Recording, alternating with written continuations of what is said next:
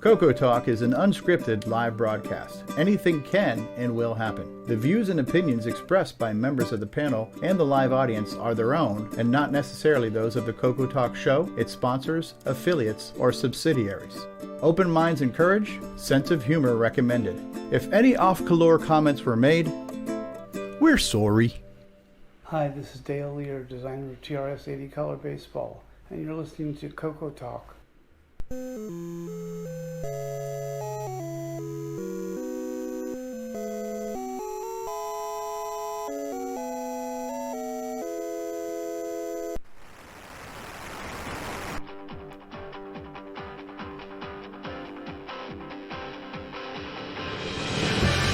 This is CoCoTALK, the world's leading live talk show featuring the Tandy Color computer. It's time to drop your socks and grab your real-time clocks, and let's rock. CoCoTALK is rocking the 8-bit world, keeping the Tandy flame alive. We may be mocked, but we'll never stop, 'cause CoCoTALK is rocking the 8-bit world.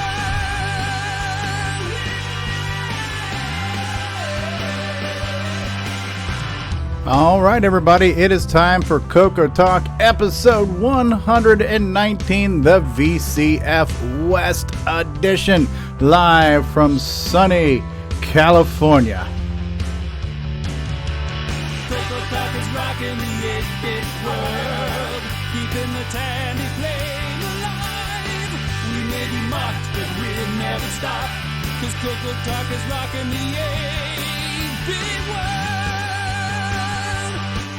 All right, well, if you didn't know, if you hadn't heard, CoCoTALK is rocking the 8-bit world, and today we are rocking it live from VCF West in, is it Mountain View, California? Where's the name of the town? It is Mountain View, California.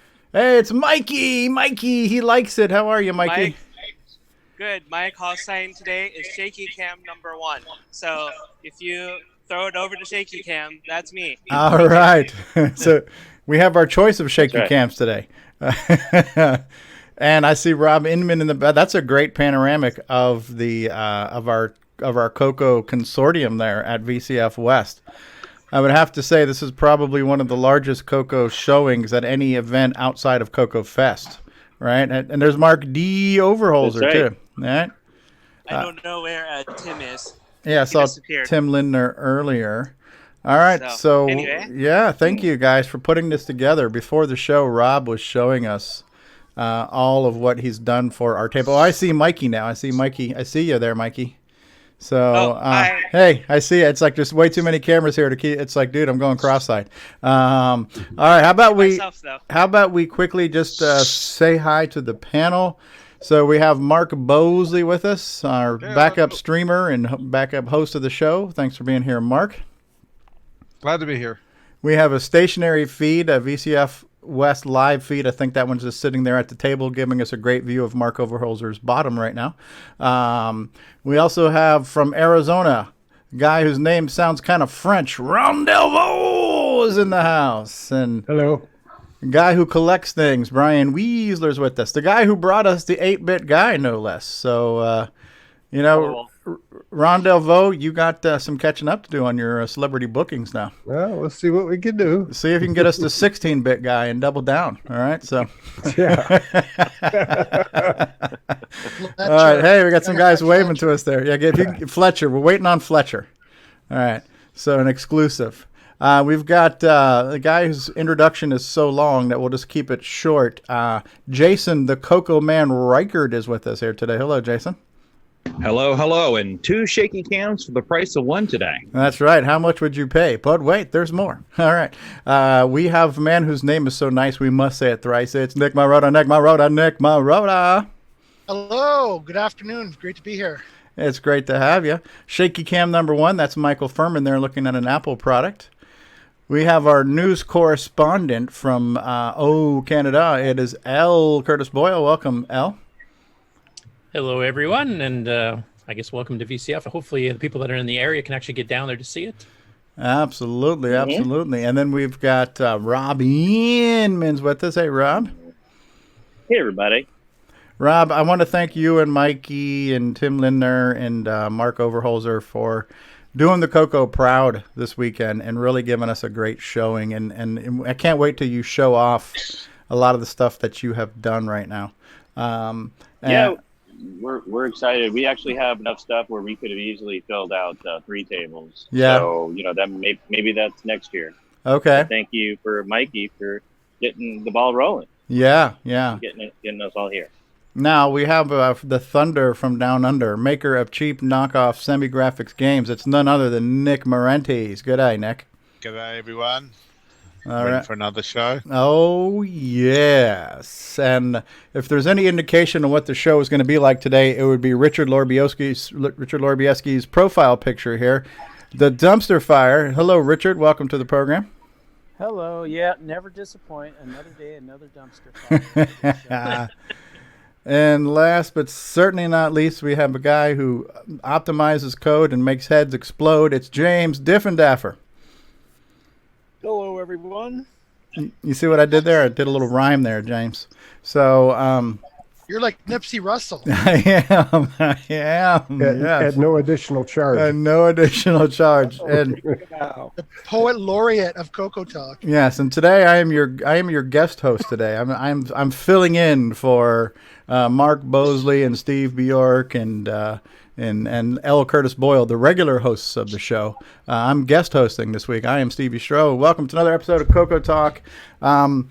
We are going to start off with a very important announcement from Mr. Richard Lorbieski of Boyson Technology, maker of many fine products for the color computers 1, 2, and 3, which, by the way, are all on display prominently at VCF West on our table. But, Richard, is there anything you would like to share with the public at large? Oh, okay. Anyway, well, thank you for letting me do this, take care of this in advance, or be one of the first to talk.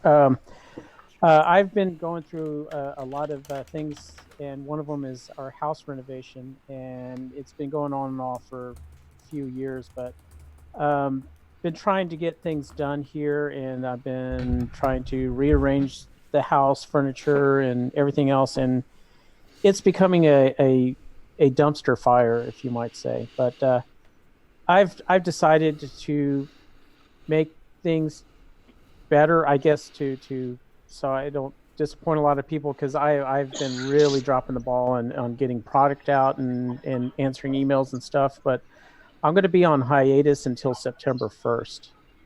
I'm not leaving the CoCo community or anything like that. It's just that I need to really concentrate on getting things in shape over at our house and in our garage, especially the garage area. It's just right now it's a disaster, and I can't really be 100% till I get all this straightened out. And I'd rather get a month lead time. It might be a little bit sooner, but I just want to go ahead and just do it for the month, since it is the summer. It's a little slow right now, but I just need to do it. Okay. So when you say on hiatus, meaning you will not be producing any more products or performing any more repairs, things like that. So no parts and services and labors for the next 30 days? I'll do it on an emergency basis, but as far as my eBay store and all that, I haven't done it yet, but I'm going to go ahead and put that in hiatus, in vacation mode, and same thing with my Shopify, the regular mains website. Probably do that later on today.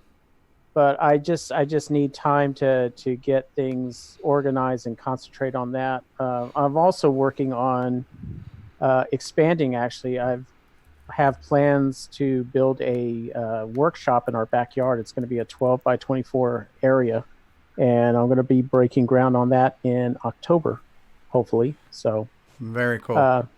Yeah, it's just that now the things that I have committed to, I'm going to go ahead and do all those. It's just that I just can't do any new, orders and new repairs, because I have some people that have been patiently waiting for stuff get repaired, and I have it there, and I just haven't had the room really to get it really fixed and tested out properly. So I need to concentrate on that, and again concentrate on the stuff in the house.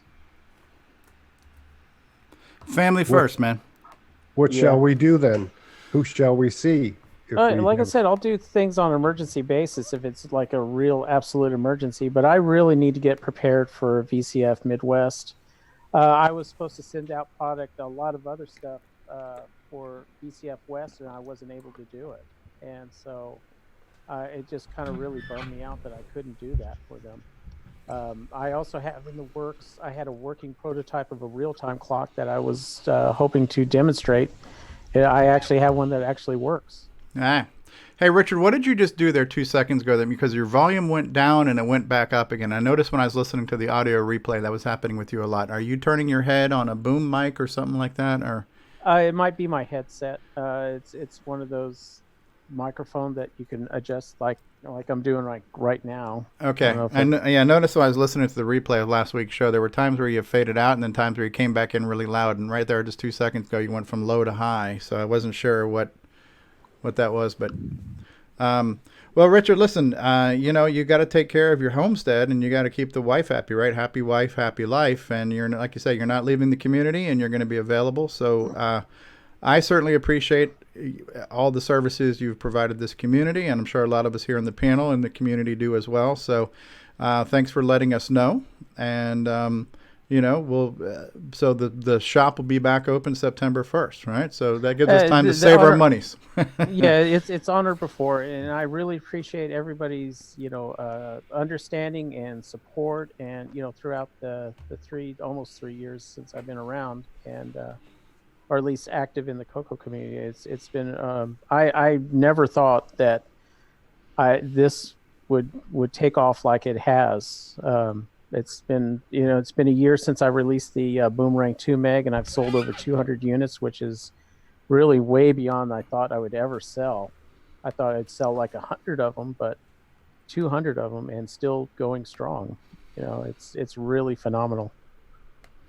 Yeah, and I think you deserve a summer vacation. You've been in the community for 3 years, and you've never really taken a full-blown summer vacation. So, well, I've been taking cruises, but and I'm going to be going on a cruise in October. But I really need to get more prepared, and I'm running out of room, and I just really need the time to get that all straightened out. I mean, our house is a construction zone, literally. I mean, we have stuff strewn out everywhere. Our master bedroom is kind of empty because I've been trying to renovate it, and we're sleeping in a small bedroom, and well, the wife is just getting kind of cranky that she's like, when are you going to work on that? Well, I got to work on orders, or I got to do this, and so yeah. So do you do repair work during your cruises?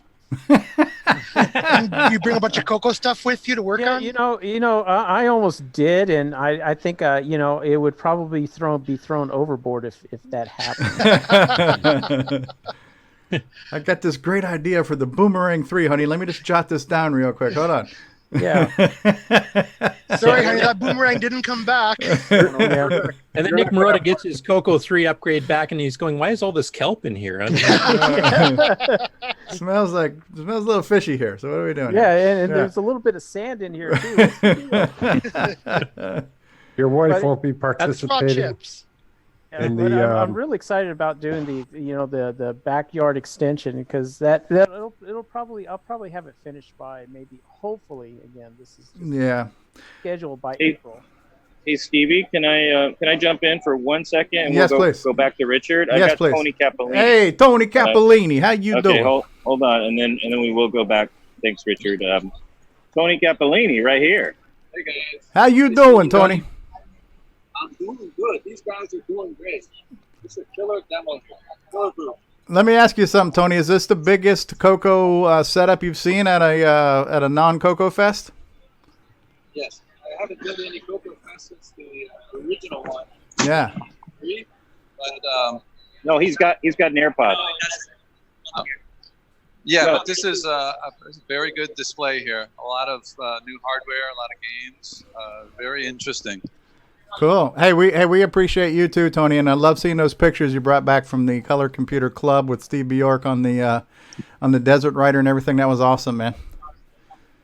I still have the negatives to go through, a big pile of them, about 800. So I may dig up some more. Wow, that'd be cool. That's awesome. Talk about a find. I'll let you guys go back to CoCoTALK. All right, man. Very cool. That was live from VCF West. That was Tony Capolini. How you doing? In the live chat, we have Professor Filippo. Says, hello from Brazil. Nice content. I'm glad to follow this show. We have some significant CoCo community here in Brazil. Yes, we are aware of that. And thanks for being here, Professor. And hello to everybody in Brazil, especially all the ladies in thongs. Love you. And that's all I can think of when I think of Brazil. I just think of like the carnival and all the women with their big hats and their hardly any clothes on. That's what comes to mind when I think of Brazil, and that's not a bad thing. Thanks for saying hats. It didn't take very long for it. Yo! And Paul Fiscarelli's out there saying, yo. All right. So how you doing there, Paulie? No, very cool. All right. So we are back with Richard Lorbieski. We're talking about him going on cruises and getting sick and not making it to CoCo Fest. What else were we talking about? I did have a question for no Richard. bitterness there. Going off the rails. I mean, this is like in record time here. Now, Richard, I had a question. Now, are we going to get like any live exclusive coverage of the groundbreaking of Boys in Tech HQ2? Oh yes. Actually, I'm going to be documenting it, and like I said, I got the tentative plans. I have to revise them. Actually, I'm going to be doing this myself. So. And even the cement pour, so it's going to be an interesting. Oh wow! Project. Yeah. So we're going to be able to get you out in the backyard with a shovel, and you throw the first scoop of dirt. Oh yeah. Yep. Mm-hmm. That's the big scissors where you cut the ribbon. What? Well, right now, if I break groundbreaker right now, there's like pallet boards everywhere, and there's a couple of big mounds of dirt. What was the name of the big warehouse that Dave Murray's talking about? Was that the Computer Refresh or whatever it's called? Computer Reset. Reset, yeah. So this would be like Computer Reset Junior, right? A small storage area of retro technology. Oh I was just going to ask if this is supposed to be like a competitor to Ron's Garage, you know? Yeah. Richard's Garage segment will start. Yeah, but it's going to be like a barn style. It's going to have a gambrel roof on it, and I checked with the city. Actually, I don't have to do any permits because it's under 300 square feet. Oh wow! It's under 35 feet, so I don't have to worry about the permits. And as far as hooking electrical, what I plan to do eventually is put solar power in it instead of hooking directly into the grid, because I got some. Bids. Unfortunately, our house is 125 amp service, and if we add anything, we'd have to upgrade our amperage, our meters and stuff like that. And the bids we got back were like $15,000 to $20,000. Wow. So like too much. Just run an extension cord out there, you'll be fine. That's it. Actually, that's actually what I'm going to initially. I'm going to do that, but I was going to put in solar power and run 48 volts through everything, and just put inverters everywhere. And in doing it that way, I don't need permits. If you run electricity under 50 volts, it does not require a permit. That's not here in my neighborhood. You need a permit for everything in my town. So right. You need a permit for a permit, I believe. That's it. That's right. Yes. Excellent. Well, So Richard, how many megahertz does a CoCo run at? Half the voltage. So Richard, is there anything that we can do, or as a community can do, to help you out with any of this? Oh no, everything. I appreciate the offer, but I'm pretty good right now. Again, I'm just if anybody, I guess the only thing is somebody like, hey, where's Boys in Tech and what's going on? If you want to. Go ahead and jump in and say, yeah, he's just on a hiatus. Okay. Yeah, he's just on vacation. Yeah, vacation. But I do have existing orders. I got like 15 orders I got to still fill, and those will go out Monday. Excellent. Excellent. So, and then I still got a couple of repairs that have been kind of in the backlog. A couple of them, I'm going to be taking those to VCF Midwest. I'm going to have them fixed, and then take them up there and exchange them. But and then I have a couple that are still in transit, and those I'm gonna be working on those because I agreed to do that. It's just, again, I just can't take on brand new work right now. Yeah. Well, let's hope they don't look like that CoCo one. Yeah. Oh no, it wasn't a CoCo one. It was a model one. A model one. Yeah, too, model one. That's yeah, right. yeah. Yeah. And the problem is, the biggest mistake a lot of people will do is it's those power supplies. They have those big transformers in there, and they ship them with that expansion interface, and so that plastic is not really sturdy. After 40 years, it gets dried out, and it's like that model plastic. That you remember when we bought those plastic models as a kid and put them together and stuff. It's basically the same type of plastic, and it's really brittle. And so what happens if it gets bounced around, it'll shatter, just like what you saw those pictures. So the transformer becomes a wrecking ball. Yeah, absolutely. And that's, when Eli, when I told him I didn't need the monitor because I have a monitor, and just said, if you want to send everything else, that's fine. But again, I didn't think of through and say the best thing to do is when you pack everything separately, or sometimes it's best to send them in separate boxes. Because if something gets damaged, it's only, you only have one part of it being damaged.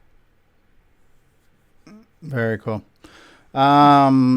Well, thanks for the update, Richard. And I believe you're doing the right thing. You got number one, you got to take care of your homestead and everything else, but also communication is important. So it's one thing to be preoccupied with life, but it's another to leave people wondering where you are or what Right. happened. So the communication is key with everything. So Right. thanks for letting us all know.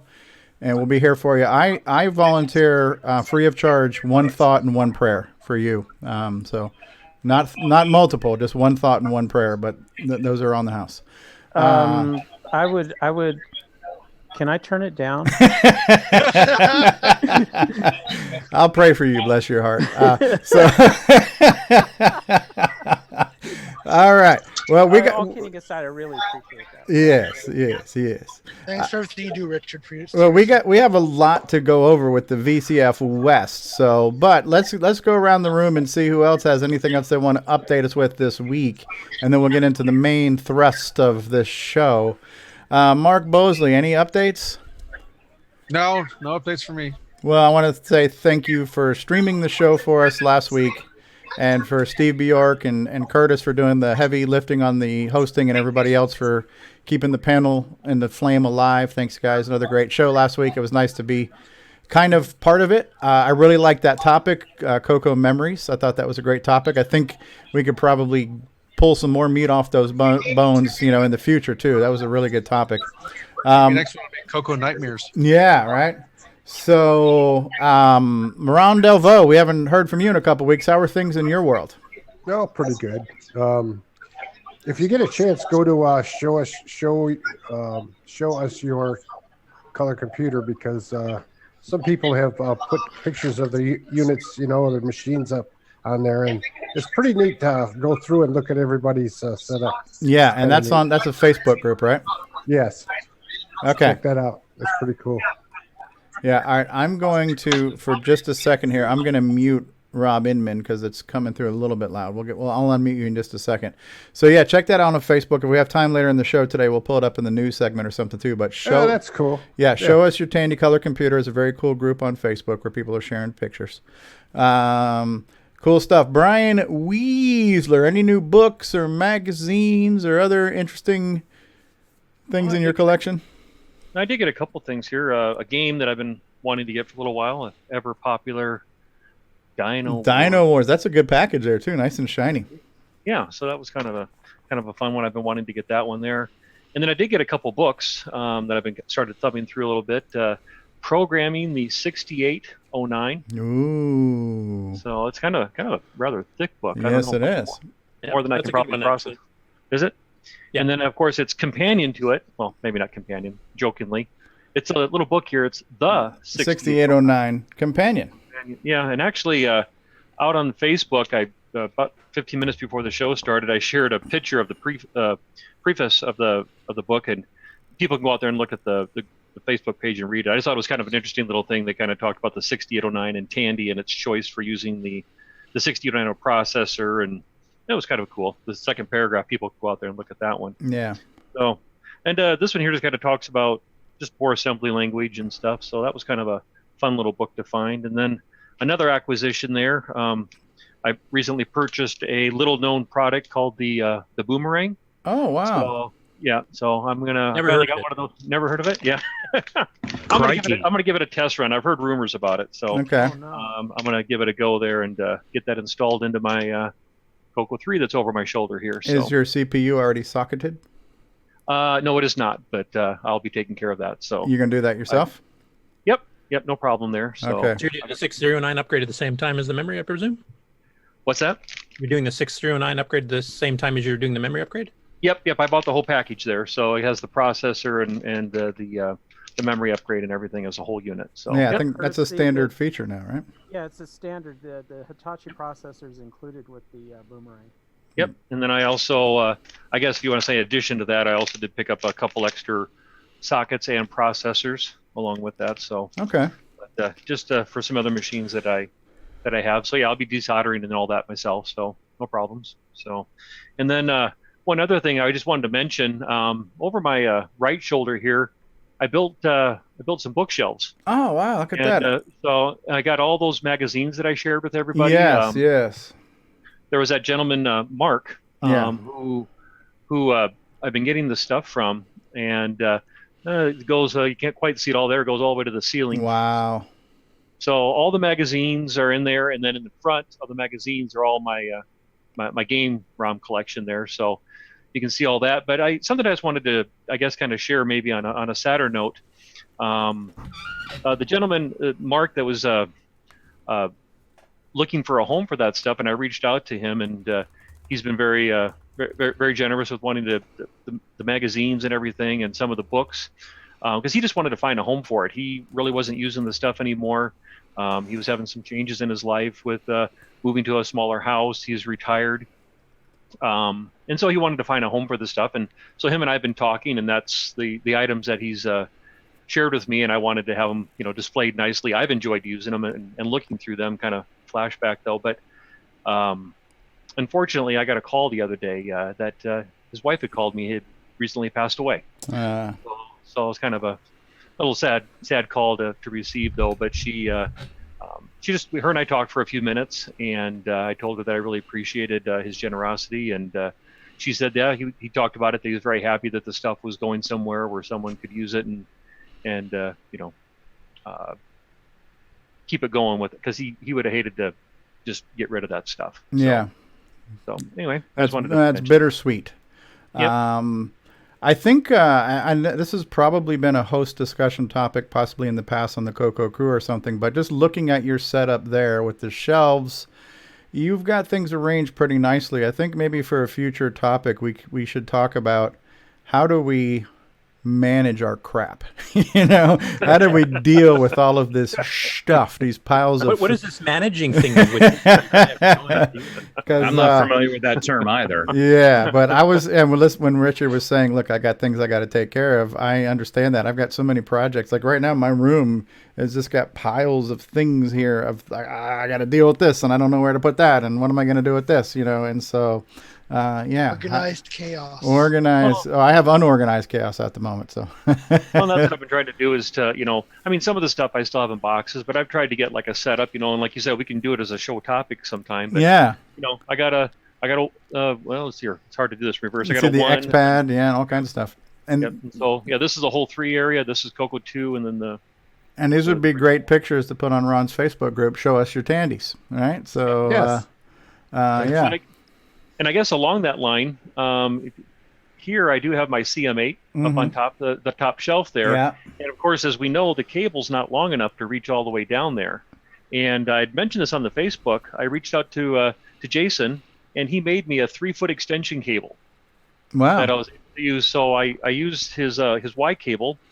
I split that off to the SCART, and then the other end goes directly up to my CM8, and that's working out really well. So I can have both of them. Yeah, that's cool. At the same time.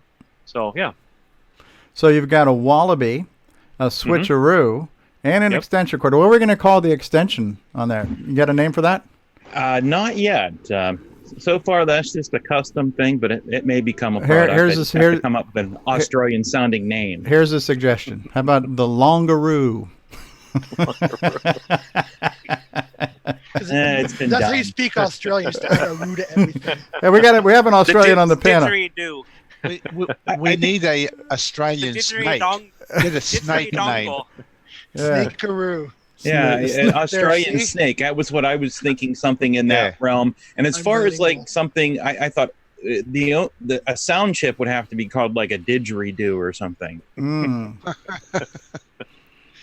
The roost Crikey, tail. I can't believe this is a cable.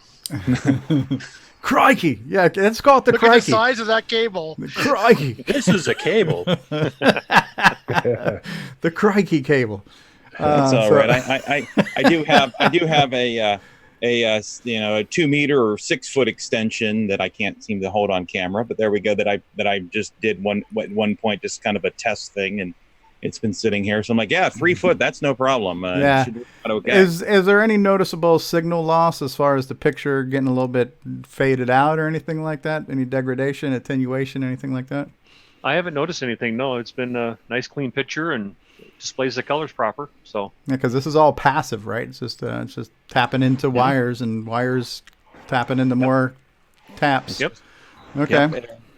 I didn't notice anything here. I didn't really, as much as I've messed around with the 6-footer, I didn't really notice anything. But it's been a while since I've tested that. It's been just kind of on the side here, but. Okay. Okay, seems good. I'm happy you're happy with it. That's great. That's good. How's the name Taipan? That's a snake in Australia. Taipan, huh? Taipan. And a roo. Or we also do have a death adder. That doesn't seem like a good marketable That's not a good name. marketable name. Yeah. Death adder. Death by cable. Plug this death adder into your CM8 for a crikey good picture. We'll have to work on that. We'll take that topic offline. Let's take that offline. All right. Nick Marotta, anything new and exciting with you this week? Yeah, I got a few small acquisitions this week. Well, one of them was kind of big. I got another CoCo 3, which I haven't really looked at yet, but my plan is to eventually get that one upgraded to 6309, 2 meg, all that stuff. But with the CoCo 3, I also got Orchestra 90. Nice. Yeah, I think I can try and use that. And something that I definitely cannot use, but it's still kind of cool to have, a direct connect modem pack. Oh, nice. So, or unless during a zombie apocalypse, I can dial up somewhere for Yes. You can actually modify that to become a regular RS-32 pack too, just so you know. Oh, well, maybe I'll look into that. Have you got a multi-pack? No, that's going to be another purchase when Edge got them back in stock. They're currently out of stock. I also picked up, somebody posted on the board they're looking to get rid of a CoCo, but they also had deluxe joysticks. Ooh, So I saw picked up a that. couple deluxe joysticks from him. Very nice guy. And that was he was just from Quebec. A lot of stuff coming from Quebec. A lot of CoCo stuff for sale in Quebec for some reason. And I picked up a couple of inexpensive, somewhat related to CoCo, a couple of inexpensive Sega knockoff controllers. They're like 2 for $16. Okay. And they work great with Richard's Paragon adapter. So Very cool. I only had one controller before, so I found I wanted a second, and I found these. So they work great. Nice. Hey, Those John are my Lowry. John Lowry just said hello. He's watching us on Twitch right now. Hey, John. A quick comment on Quebec having a lot of CoCo people. I mean, that's where Disto was based, was in Quebec. So Tony and his brother ran Disto and CRC, and they did software and hardware.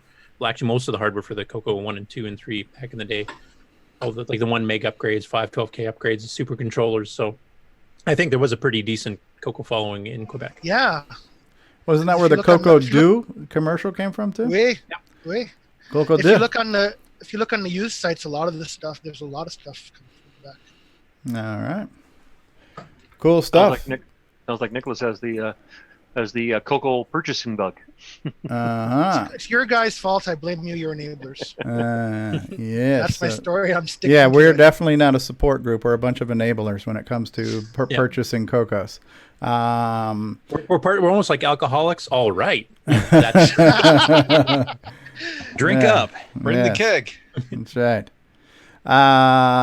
Yes. L. Curtis Boyle, anything new and exciting in your world this week? Just busy with work, which is good. It wasn't this way in the spring for sure, so it's back to normal. It seems like. So I haven't seen most of the checks yet, but I'm hopefully going to start digging myself out of the loans I had to take and saving up for the CoCo Fest 40th anniversary.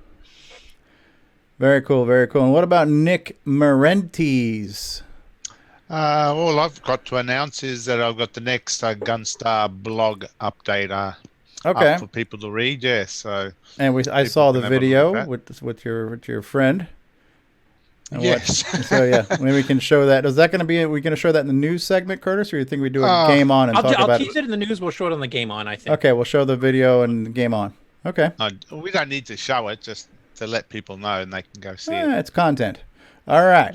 So how about this? We are going to jump into the main thrust, but before we do, how about we run a quick commercial? And since we were just talking about Quebec and the CoCo, I got to find my... Okay, so we're going to run a commercial that features the CoCo from Quebec, and then we'll be back, and we're going to jump in, and we're going to start listening and hearing and seeing and smelling all the sights and sounds and smells from VCF West. Right after these words featuring, we're going to see ease of use, CoCo, a Wallaby, and a Fletcher commercial. Wow. So we'll be back here in just a moment, folks. Hi, it's Curtis Boyle, part of the CoCoTALK crew of people. Hey everybody, this is Bill Noble, co-author of Nitrous 9. You are listening to CoCoTALK Live, the leading live CoCoTALK show. Good day, mates. This is Nick Marionettes, author of such color computer titles as Donut Disaster, Rupert Rhymes, and Rockstar Pilot. And I am here today to tell you about the world's most fabulous operating system, OS 9. OS 9 and its current incarnation Nitrous 9 is the most advanced operating system ever created. And what makes it so good? Ease of use. I find OS 9 so incredibly intuitive that I haven't once cracked open the user manual, and yet I've been able to create such incredible games faster than the time it takes to sing Waltzing Matilda. Using OS 9, I expect my next game, Funstar, will be done this weekend and distributed exclusively on ROM cartridge. OS 9 forever. Any resemblance to actual events to persons living or dead is purely coincidental. Radio Shack has a great gift idea for the whole family. Fast action TV games, and they're on sale. Get this 6-game model for $29.95 or the 4-game model for $21.95. With rising entertainment costs, that's a real bargain. You play hockey, tennis, squash, and more. Easy to hook up and great family fun that lasts all year long. The sale price TV games. Only at Radio Shack, a Tandy company. Hi there, this is Mark Overholser, and you're watching CoCoTALK, the world's leading weekly talk show where you can join in. Hey, come watch us and see what's happening in the world of Coco. CoCoTALK is brought to you in part by Placeblex Dietary Supplement. Placeblex, we think it works, so will you. CoCo2, c'est le coq champignon, des micros et dans le pion. Pour le jeu, il est pas battable, les études, c'est pas disable. L'expansion, il a ça, les commandes, tu vas ça. Notre CoCo est programmable, pour tes cours, c'est bien serviable. CoCo2 de Radio Shack, ton affaire est dans le sac. Un ordinateur couleur qui a de la personnalité. Le CoCo2 de Radio Shack. On solde pour Noël à partir de 149,95. CoCo2 de Radio Shack, ton affaire est dans le sac, c'est toi et CoCo2.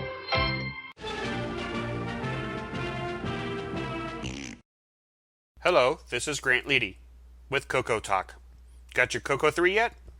From the makers of the Switcheroo.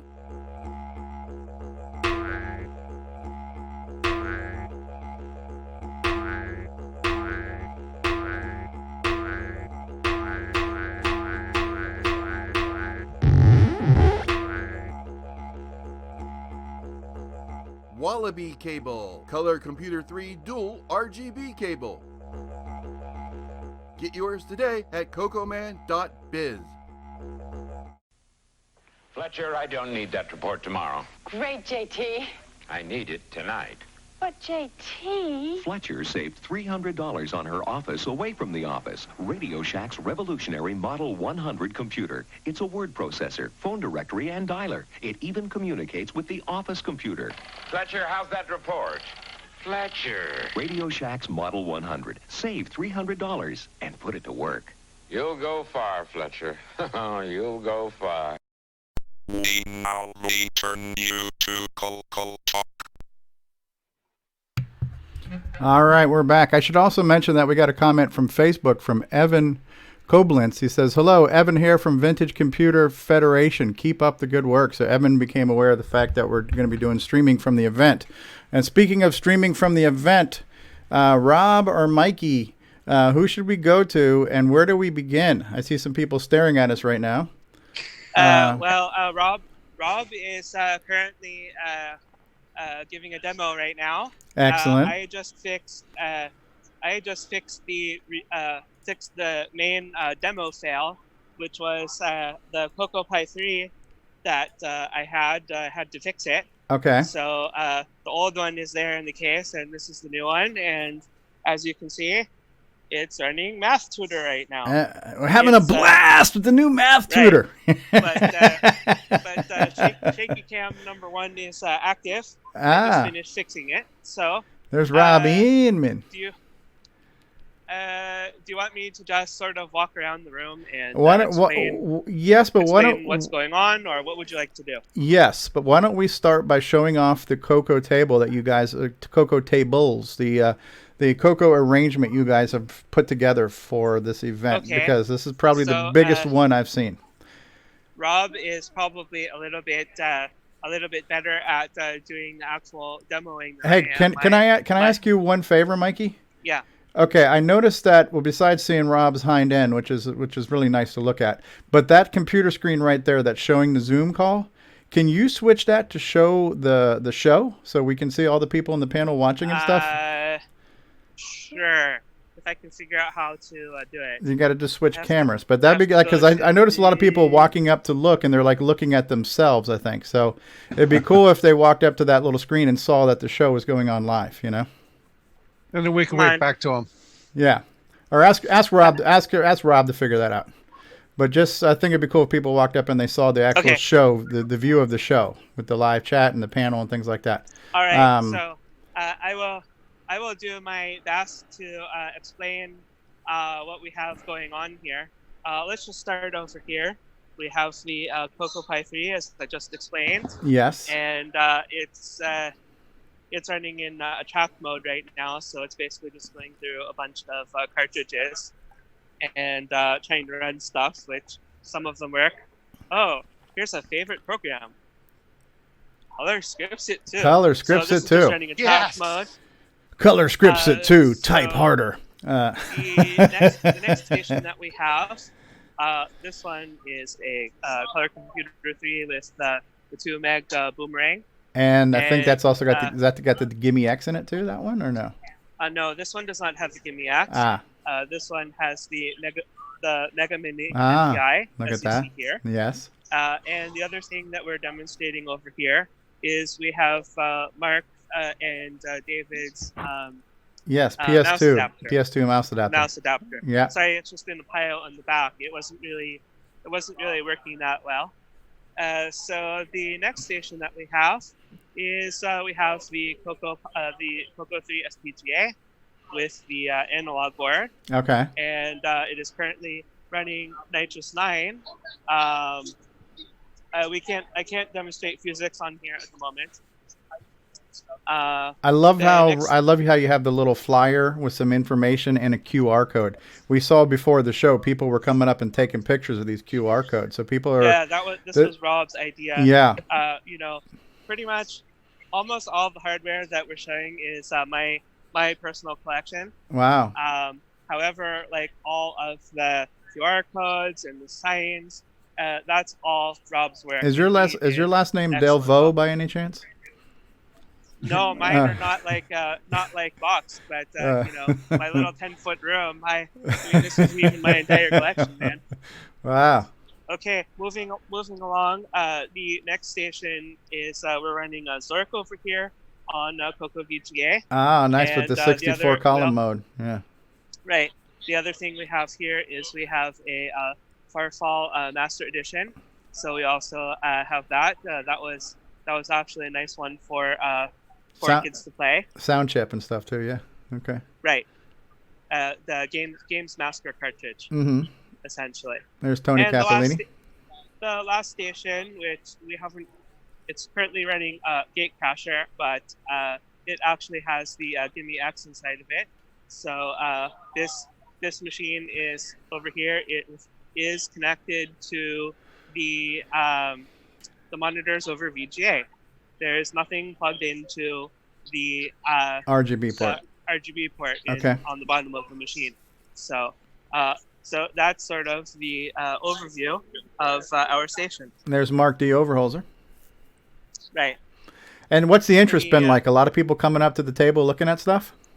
I stepped away for 1 hour already to try to fix the demo fail. Okay. But I mean, there's a small collection of people there. By.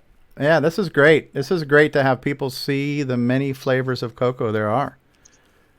Yep. And I noticed that Rob had flyers showing off all the new software too, like all the new games, like Waterfall and the blog for Gunstar and the free games like Nightmare Highway. Stuff over so here. lots of flyers with some information and some QR codes. I have to show this. There's currently a special on Nightmare Highway and Waterfall. Yeah. All free games, 50% off. That's awesome. That's awesome. Yeah, so let's see. Cost of entertainment, that's the real value. Nice. Nice. All right, so let's see some of the show floor now. Let's see some non-CoCo stuff here. Okay, so let's go in the counterclockwise direction. The station immediately next to us is basically 6502 computers. So we have an Atari 120 XE, and we have a Apple II GS, and an Apple II, and a Commodore 128. I'm not sure exactly what this one is. AIM65. So it's like a Rockwell demo board that has a 6502. I apologize for my camera work. I need to watch what I'm doing. That's fine. Challenger 1P, which was a very, very early machine, OSI Challenger. I don't remember the year on this one exactly, but it's a very early 6502 machine. Yeah, it was in the 70s because Aardvark Software, that was one of the computers they supported besides the CoCo when they're doing all their adventure games and stuff. Here's the inside of the AIM65. Wow. Neat. We have a request. Is there an MC10 there? The last machine in 6502 row is BBC Micro. Nice. And here's Kim 1 and the SY Sim 1 development boards. So I'm going to go in detail in the stations that are right around where we are because we specifically asked to be close to other home computers. Okay. And then after that, I'll kind of walk around.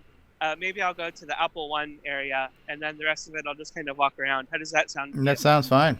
This is cool stuff to see. We get to see the NASA one. That's one I want to see too. Yes, that's immediately behind me. So this exhibit here is wow! Look at this banner. Look at that! Celebrating the 40th anniversary of Atari home computers. We kind of failed on the banners this year, but anyway, this is Kevin Savitz here with Antic, Antic podcast and all the entire stuff. I'm on a live podcast. I'm just gonna sort of breeze through, and if they ask questions, I might ask you. So they can't really hear you very well. This is good. So have an Atari 800, Atari 400, have a whole stack of disk drives, Atari 810 disk drives. Here's the to bring up our version of Donkey Kong at some point. So that's the Atari 800 one. It's clearly superior. Do they have adapters to run Radio Shack joysticks? Oh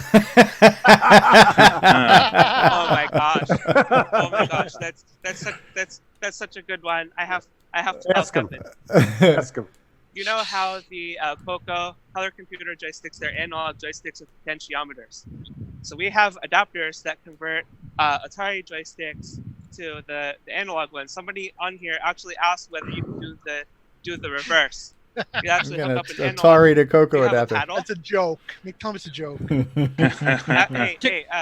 I just remembered he probably doesn't have any, but I guess they have a paddle adapter. So maybe he has one. He's probably as long as it can adapt the Black Beauty. That's the Black Beauty. You want a real joystick on your Atari. I like my controllers mushy. Here's the there you go, the paddle adapter. So you don't even need we don't need no stinking adapters. That's it. Yeah, there's paddles. Okay. But that's still got the DB9 or the yeah. I want to show this device right here. An Atari 815 disk drive. A double decker. These are exceedingly rare, and not very much software works on them. So I thought I want to show that. And then before we come off of Atari row, they have two Atari 1200s. Okay. And the left one runs at 1.79 megahertz, and the right one runs at 14.32 megahertz. Holy crap. So I don't know exactly what they did. I have not had time to talk to Kevin in any particular, in a lot of detail, but they have to put a fan inside of it? So this is part of the Lunar Lander demos.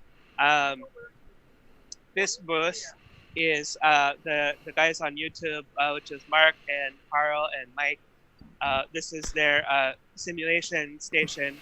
That somewhere over here they have an FPGA board that is simulating the Apollo computer. Lander, and they have this model over here that has lights when the thrusters turn on. In fact, that's Mike right here. They can't hear you. I'm on a live podcast. Just explain. I've watched all your videos, so I'm just explaining what you have here. That you have an FPGA somewhere here, and it's running the disk key and the other stuff. So I'll come back later. This is cool stuff, man. Okay. Can you do me a favor? Can you shake the cam a little bit more, because it's not quite living up to the shaky cam title? Okay, there you go. I'm not fully nauseated yet. Not included. Just remind me, and I'll pay attention to my camera work. This is great. PCs. So we have IBM PC row. This is almost. It's like diagonally across the way from the CoCo station. So is that a rotary dial phone? Yeah, they have modems, and I think they probably have a modem simulator. So we have an AT here. We have a PC, and then we have the IBM portable. And it looks like we're playing Oregon Trail on glorious CGA over here. PC Junior. And I'm not quite sure exactly what's going on at this station over here. Oh, AT double decker. and FDT. Yeah, they're doing modem stuff over here. Oh, that's a double decker there. Look at that. Just when you thought you couldn't cram any more processing power into an XT, well, we're doubling down.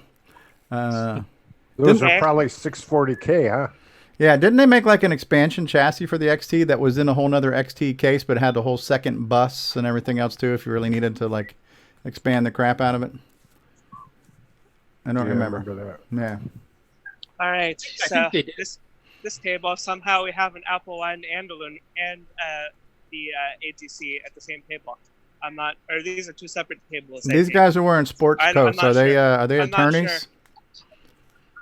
Yeah, It could be, because an Apple One is worth like a couple $100,000 these days.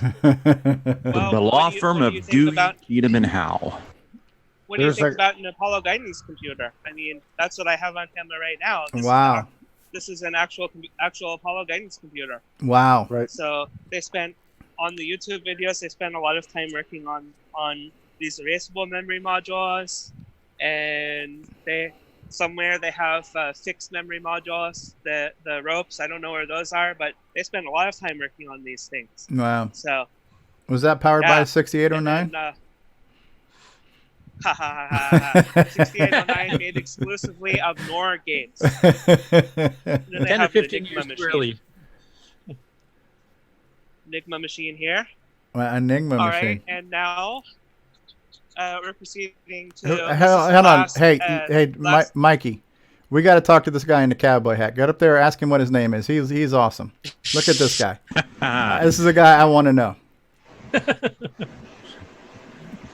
Okay, well, he's talking to somebody about this All right. Apple one. He's an exhibitor. Okay, he's got incredible fashion taste.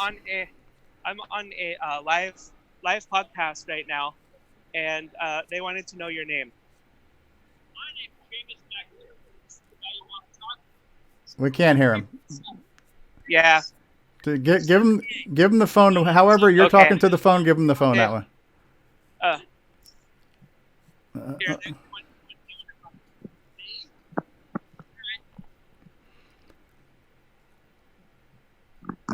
Who am I talking to here? Hey, we're on the CoCoTALK live podcast right now. I saw your hat and your shirt. I thought this is a guy with great fashion sense, so I just wanted to get to know you, sir.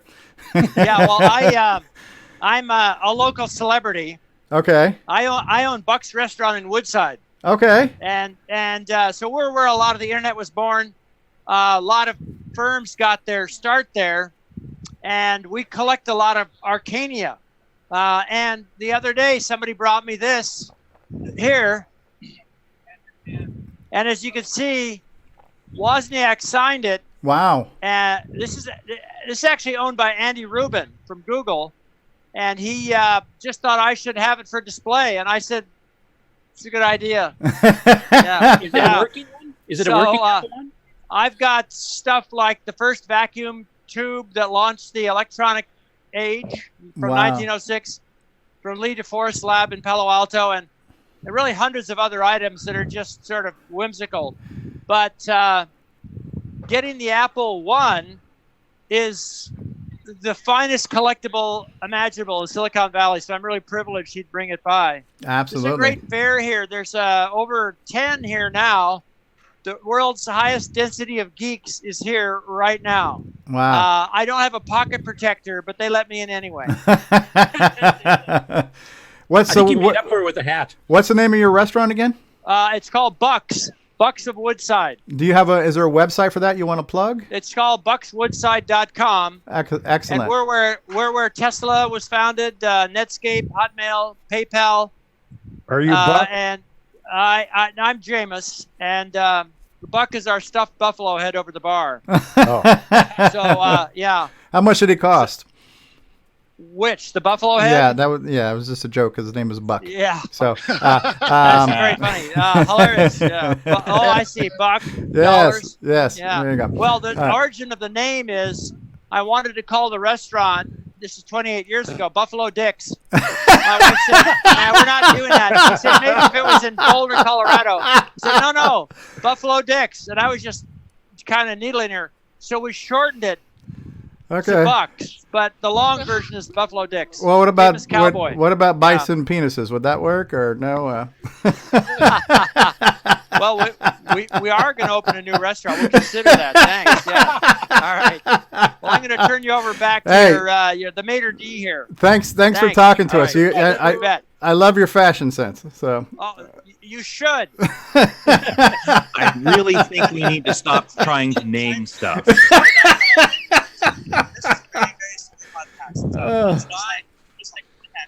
That's great.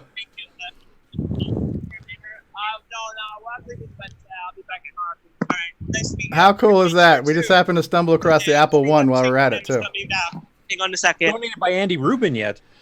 Yeah. Does he know we have a CoCo 4 somewhere?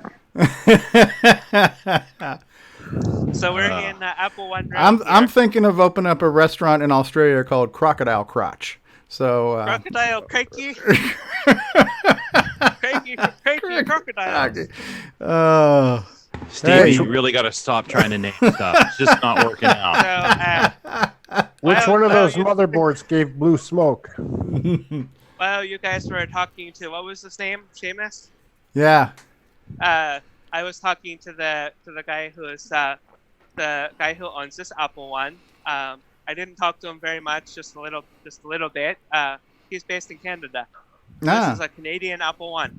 Wow. It's even got the wood case. It looks like it needs some retro brighting. If it was a Canadian Apple One, wouldn't it have that little maple leaf on it, like a lot of the other? It has an apple. I just know if you go to McDonald's in Canada, it has a little maple leaf in the golden arches and whatnot. Hey, Mike DeLorenzo has joined us. Hello, Mike. Also, Mikey, correct me if I'm wrong, but Andy Rubin, the guy that donated that Apple One that Seamus was talking about, that's the guy that founded Android, isn't it? Andy Rubin. Sounds. What company? Android. He's the one who created Android. He's from Google, right? Yeah. Actually, I think you're right. Now that it's starting to click. That's amazing. Celebrity you got that Apple One from. Yeah. I think they said they have 10 Apple Ones here. Wow. Today. Yeah. It's some functional. I remember reading that on the site. That's amazing. I think this is the only time this many Apple Ones have appeared anywhere. Maybe except a bin at Apple computers for destruction. Right. Now, what's the security like? Of this because event? Apple Ones are going, like when they go on auctions and stuff, they're several $100,000. I mean, hopefully they're locking this thing up. I mean, it's basically right in the middle of I can just imagine like Tom Cruise coming down on a zip line from the ceiling, trying to steal this stuff at night. Like it's a whole Mission Impossible thing going on here. So yeah, that would be something you definitely want to protect. Is that a lady there? Sorry, what? Ron spotted a female, a member of the female species. Yeah. So. Oh, okay. All right. Are you in the right place, ma'am? What? And so our CoCo booth, if you look all the way in the corner, back where the windows are, that's where the CoCo booth is. And there's there's people still standing there. This is a huge event. This is physically large, and there's a lot of people. And a lot of history. There are a lot of people here. I do believe that VCF Midwest, the venue, is much, much, much bigger than this. This place is packed, pretty much packed. This is amazing. So from this point, I can sort of halfway turn it back over to you because I'm just going to walk by slowly, try to pay attention to my camera work, and if you have any questions, you can just stop me. Okay. No, cool stuff. So what do you guys think about everything you just saw there? Is that amazing? This is quite the collection, right? I would love to be there. That's a show I would like to attend at some point, especially because it's in Silicon Valley. You could randomly meet some of the big wigs that just come by just to check things out. Yeah. Remember their own histories. Yeah. How's the Wi-Fi there? I mean, your stream seems pretty good. So you guys got good Wi-Fi in there? Yeah. It's pretty good. Museum Wi-Fi. Yeah. It occasionally slows down, and I switch over to LTE. So Rob Inman, how's the turnout at our booth? Believe it or not, great. These things are computers. Hold on one second. Can you hear me? Yeah, hold on one second. Mikey's showing us something. What was this again, Mikey? These are computers. They're wow. Analog computers. Yeah, this looks like my early Radio Shack electronics kit. They look like LED testers. Yeah. That computer. Go ahead, Rob. Oh yeah, no, cut through to Mikey at any time.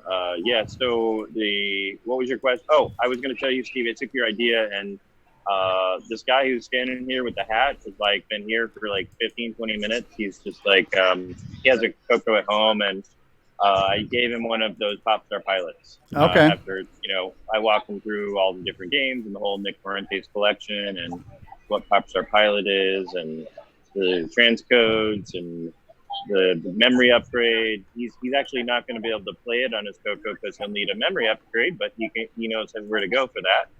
and he can play it on MAME or VCC or whatever. Okay. So I found a good home for one of your Popstar Pilot CDs. Okay. Oh, the other suggestion I was going to make is that little tablet you have on the table that's like our stationary camera. Instead of having that show one of the cameras, can you have that show the show so people can see that we're a live show right now and there's a panel and stuff? Oh.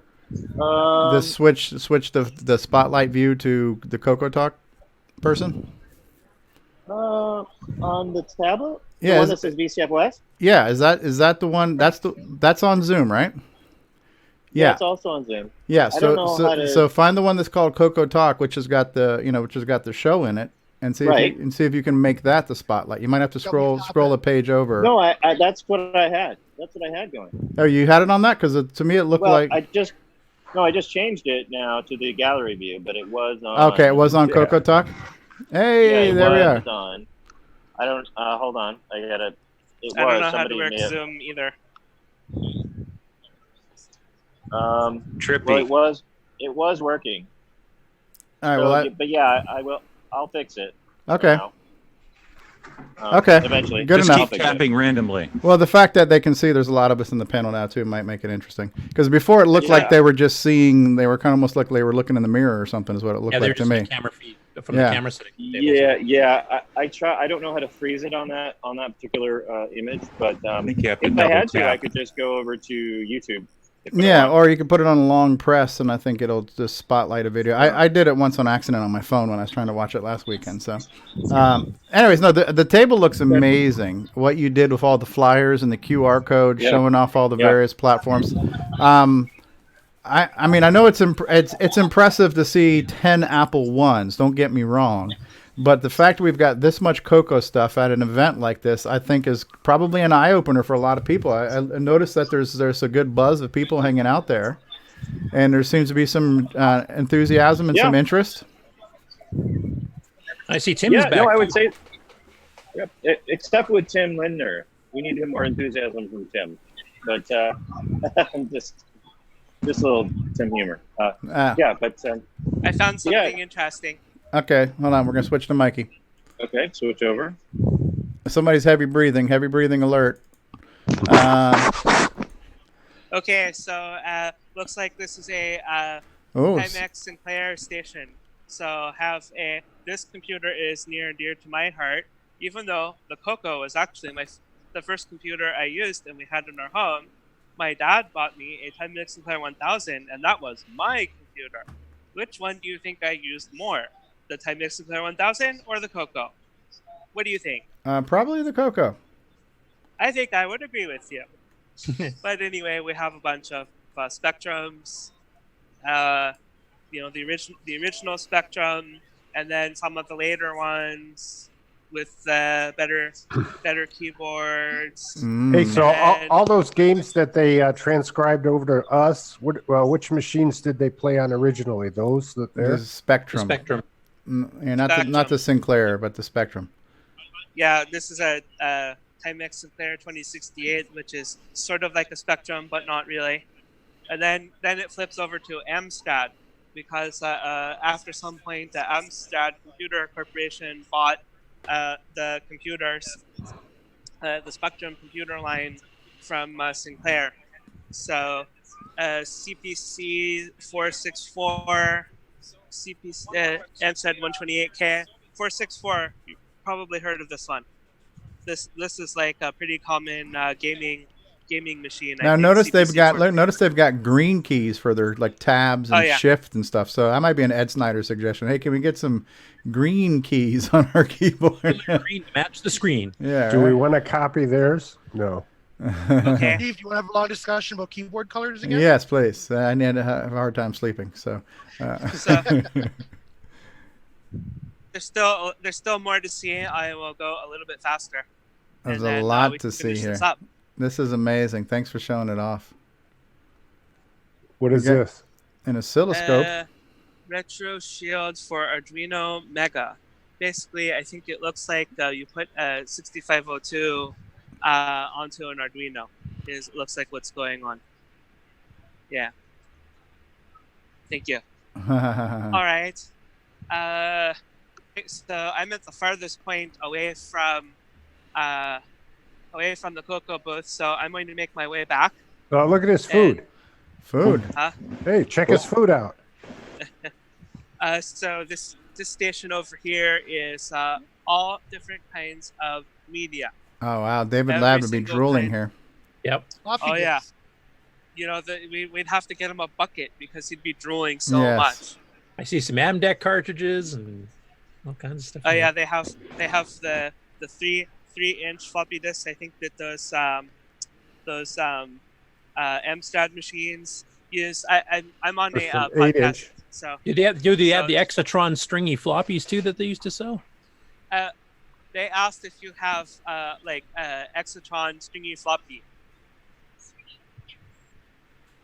No, well, what's this? Is that it? There it Yep, is. that's the one. Stringy. Yep. What does that mean? A continuous tape system designed as an inexpensive replacement for floppy disk, not actually a floppy disk. Stringy Nice. floppy wafer. Yeah, that one you didn't have to rewind; it would just kind of. This is a continuous loop, like Yeah, the old this answering is a machine loop. tapes that just kept going around in a circle, huh? So 8-track of floppy disks. here we have Unix corner. Ooh. Looks like we have Vax, and Wow. we have Sun over here. The old 6,000 Suns or the later ones? These ones are Spark. Okay, so later ones. Spark Station 2. And then we have some Dex servers. And yeah. There's one area that I will walk by, and I think This we'll is a close it pretty up after big. that. This is a big building. The VCF West venue is like, I would guess square footage wise is like larger than this. Now, So, Mikey, are you lost, Mikey? Why?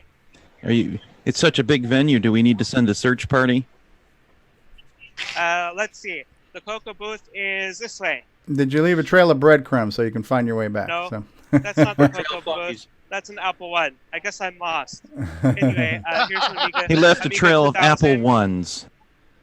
Say hi to the geek, Find the geek somebody girl. with a uniform. SX64. Those are so cool. I don't know. I don't remember the detail of this, but this is Apple Pippin. Pippin? Yeah, that's their game machine console. Yes. Yeah, Apple. Okay. All right. Yeah, I'm just trying to remember. I'm just explaining briefly what we have here. Here's a great laptop. So this could have been a Tandy product right here, but I guess they didn't want it. Yeah, I remember Right? that. Because Tandy bought Grid, right? Grid computing. Commodore 64. You know, there are not that many Commodores here today. Wow. So at this station, I believe what's going on here at this particular station is everybody is playing Doom. Oh, how cool is that? And they're like all Unix workstations. So on the left over here is a Indigo, SGI Indigo. Wow. Oh, O2, SGI O2. And then we have an IBM RISC machine. Wow. And then I don't know what this machine is here. And the last one is a Sun Ultra 60. And they're all playing. And are they connected multiplayer? Are they playing against each other? Or are they playing solo? I don't know. I really don't know. And That's then amazing. I think last is the Apple corner. They have an Apple II over here. Oh, somebody Nimble said that was probably Quake they were playing and not Doom, but it's Quake. Close enough. Sorry, I'm not a gamer. Look, this 2GS is on Errata Online. Look at Maybe we can talk that. to them. Thomas Cherry Holmes would be happy to see that. He might actually. Yeah, we didn't even actually set up any driveway or anything because it's just we didn't just sort of ran out of time. But yeah, that pretty much sums it up because I'm back home. We're back in the CoCo corner. What do we have over here? Oh, Nimble said he recognized it because he's from his old college days, and the scoreboard came up on the one-person screen after she got fragged.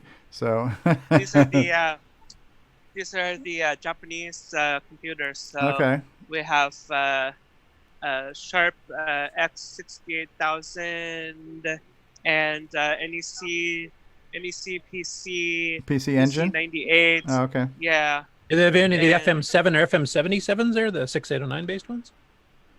This one is MSX, so that would be Z80. I do not see FM7 or FM77 at all. So. Okay. Hey, there's CoCo guys. I missed the photo op. Get in there. Get in there. You wearing a CoCo shirt? Take one more. Yes, I am. All right. Nice to see my artwork. Okay. Who's next to you right there? Who's that table to your left there, Mikey? This table here, I believe this is the SDF Unix. Okay. It's a public domain Unix system, and pretty much anybody can get an account on it. So, and actually, the logo on here, they use the terminal logo. Okay. They actually use. Looks like an ADM3A to me. Yeah, I walked past it. There was an ADM3A somewhere, but I don't think I stopped by it. So that was some of the terminals we used at work when we had our Super CoCo system with 8 terminals. The majority were either ADM22s or ADM3A. Do you want me to? Why don't I just walk over there and see if I can find it? Okay. Yeah, it'd be nostalgic for me and Bill. This is really cool, man. I see where the ADM3A is, and I didn't show. It runs Scred pretty well under OS 9. You can actually use it as a text editor station. This station looks like BBC Micro. BBC One. But anyway. BBC Two. There's the terminal. The terminal is over here. It is connected to a Cactus 6502. So here's the ADM3A terminal and Cactus 6502. Maybe going this way.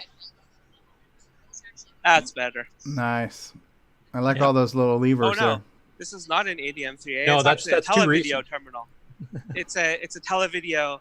I guess. Let's see what it is. Yeah, the 3A was much more primitive. Didn't have a keypad, and that's what I thought.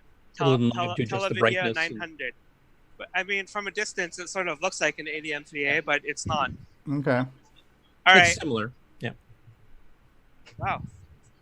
Do we know about does Brian Weisler have this book? Basic computer games. Basic computer games. More basic computer games. Yeah. I remember those from back in the day. They were cross-platform ones. And I actually have this book here, Programming the 6502. That's the sister book that Brian Weisler showed us the 609 version of earlier on the show. Yep. Cool. So that's pretty much a summary. Probably just go back to. I think Shaky Cam will go offline for a while, and maybe you can call on us later. All right. We'll do another round. That's great. That's great. Yeah. And we haven't really heard from Mark D. Overholser. So tell him we say hi and we send our regards if he wants to jump on and say hello. And Tim Lindner as well. Tim Lindner and everything else. So see if they have any thoughts on the show so far, as far as manning the booth. Yeah. Is Tim playing Daggerith? Yeah. It looks pretty empty right now. So I thought I had. I think it's like lunchtime. Yummy. Well, it is about just afternoon. Yeah. Well, this looks like a great event. One of these years, I hope I can be there in person. But this is the second year in a row you guys have brought it to us via the internet. So seeing it secondhand is still pretty cool. But I can imagine this is something you got to experience for yourself. So those of us who've been to a CoCo Fest, you know how cool it is to see all kinds of CoCo stuff and see your fellow retro family. but this is like on a whole nother level. And I like these events because they're mixed, right? There's a lot of different systems, and some of this goes way back, like these old deck systems and these just incredible history here. And the Apollo computers are from the 60s, for example. Yeah. And the fact that we've got a really good showing this year is great, to have the CoCo shown in so many different flavors and with all the modern accoutrements and software and accessories. I would imagine that this was probably eye-opening for a lot of people. So I want to thank you guys for putting all this together and everything else, man. Great job. Cool. Thanks. Is Rob Inman there? A word from Mark or Tim? I'm here. At the moment. So, Mikey took all the glory walking around. I feel a little. You can do. I told them to call on us later, and maybe you can do a different shaky cam than mine. How's that sound? No, we're a good team. We're a good team. We were helping some people at the booth, so it's very exciting. Yes, what have you been doing there, Rob? What have you been showing off and reporting live what's for the reaction CoCoTALK? been? Well, I mean, the reaction has been great. I think there's a lot to look at, and most people are just going through the table one by one, looking at the various flyers, teaching a few people how to use QR codes. I don't think a lot of people know that the Apple iPhone does it natively in the camera app. So, just trying to show people how to do that. But anybody ask about the SDC? Yes, we actually had Tim Lindner did some help with somebody who had an original SDC, I guess before the Explorer came out, and he had never seen the SDC Explorer. So I threw it up, and he's like, "What in the name? What is that?" We were explaining what the Explorer is and how he could get it. So Tim Lindner had a manual around as well, and was answering some kind of question about just in general about the SDC. So even though we're not, a lot of people know about the SDC, so I don't think we need to make a big deal about it, but there have been questions. So we are doing some live Q&A on CoCo SDC. That's cool. You've been talking to a fair number of actual CoCo owners then? Yes. One person just had the SDC with no Explorer, and he didn't know about half of the stuff that was available. What did they think of the MPIs? Mega multi MPI is getting a lot of attention. One guy had a regular MPI that he had to search high and low for. He got it at a flea market. Actually, he got lucky. He got a real, a retro MPI. But people are really impressed with how small this MPI is, and of course, all the different features that it has. So definitely a lot of interest in the Mega Mini MPI. And not many people. There was a few people who knew about the Donkey Kong transcode, but the Pac-Man transcode was very much news to the folks that I talked to. So definitely got the word out about that. And you can play it actually on the QR code. It goes right to the archive.org MAME emulators. You actually can try it out. Although the colors are wrong for some reason on the archive.org. On MAME, I guess the colors are wrong. For Donkey Kong Remix? No, for the Pac-Man transcode. Oh, Pac-Man transcode. Archive, I if see you're what on you're saying. archive.org, the first map is purple. And it's not a composite versus RGB. It just shows it as purple, which is obviously not supposed to be blue, in case you didn't know. So yeah, that's not a transcode problem. That's either a MAME or whatever browser version of MAME that they're using. One other question. Hey, yes, sir. Do you get any people that come up and want to know what a 6809 is, or are they pretty savvy? No. Well, the gentleman with the hat they were talking about, I think his name was Joseph. I forget exactly, but he knew all about the. He said, "Isn't there a new processor?" And then so I was going through the 6309 with him. He even asked about, well, isn't there a protector type of thing? We talked about the Guardian protector. So I think there's some knowledge of that there is a different processor that exists. And of course, I point to the the first, the first major 6309 only game, Gunstar, which is coming out next week, I believe, by Nick Fuentes. Yeah, was going. Yes. So I have about 100 orders for next week's release of Gunstar. Only if it's delivered within a week, right? That's right.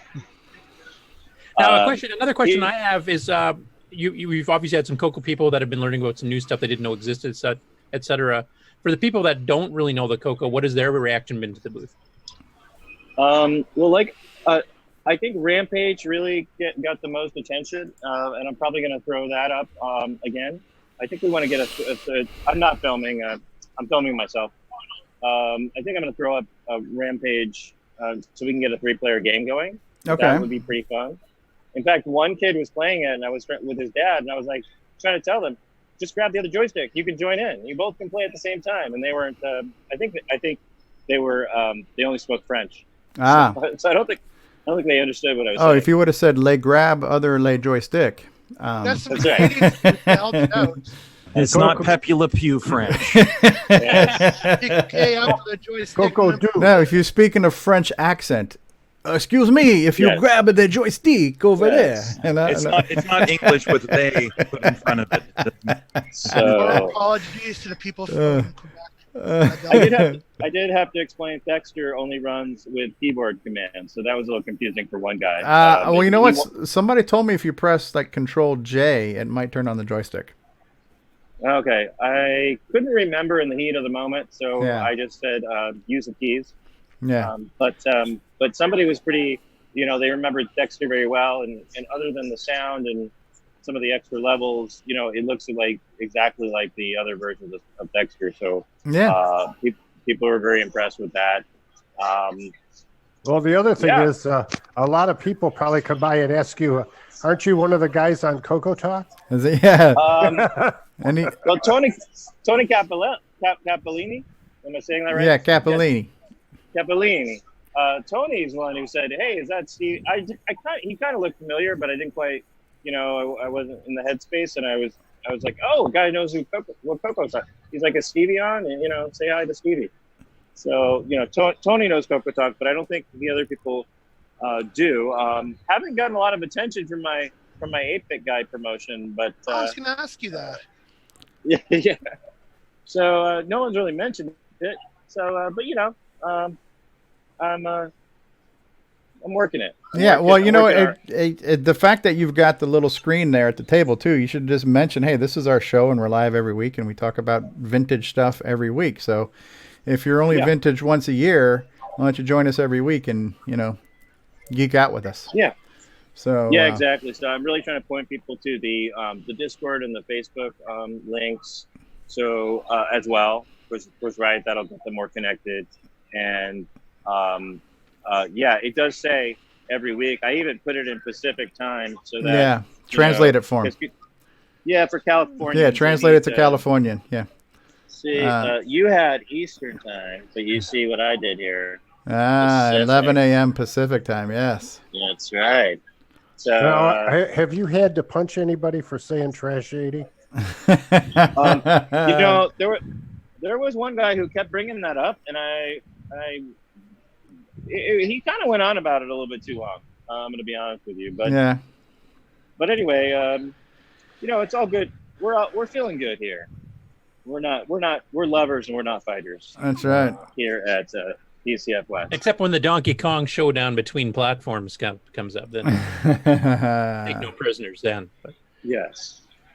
Well, we haven't really got any Donkey Kong drama either,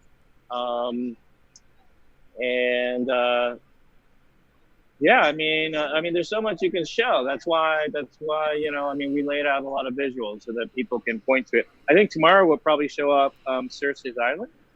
Because that needs to be loaded off of an iPhone onto cassette via the cassette port, and that's not exactly plug and play yet. So I think we're going to do that. We've got stuff. This show's on tomorrow, also. Yeah. Well, then you'll have to play a replay of CoCoTALK while Oh, maybe if Mark's available, Mark can do a second stream. I'm committed to some family stuff tomorrow, but maybe if we want to have a secondary show tomorrow, somebody else can stream it. If Mark Bosley is available, so that would be cool. Yep, if we want to do that, we can. Nightmare Highway. Has anybody bought the free games? Has anybody purchased those free games at 50% off yet? Well, they are all free games are 50% off. It's only for this show, though. After it's a show special. It's a full price, free. 100% free instead of half off. This is a promo code and have something really long. Yeah. XQJF5. But I'm gonna throw up here some Rampage action. Just a second. Have you guys thought about putting a bucket on the floor for donations? As long as it's not a vomit bucket, that's okay. Yeah, I don't think that's the kind of shit this is. Hey, Ken Reichert's asking, Grant is always ready for a second stream. That's right. Hi-oh. And D. Bruce Moore says, just don't cross the streets, right? Yeah. Well, the reason I was asking about the other computer, like non-Coco familiars, I was wondering the other 8-bit, because this show is a mixture of 16-bit, 8-bit, and everything else. I was just wondering the other 8-bit platforms at the time, how they viewed the Coco back in the day and how they thought now, seeing the exhibits you guys have. Well, I actually haven't left the booth yet. That's why I got a little jealous of Mikey. But I'm obviously a good problem to have. I had too many people to talk to, so I haven't talked to kind of the Commodore people or the Atari people, which, as you can see, there's an Atari 130XE right here, and I mean, I don't want to, if you already had the shaky cam, I don't need to walk you through it again. But we got some Apples, a Commodore yeah, it's a nice looking platinum there.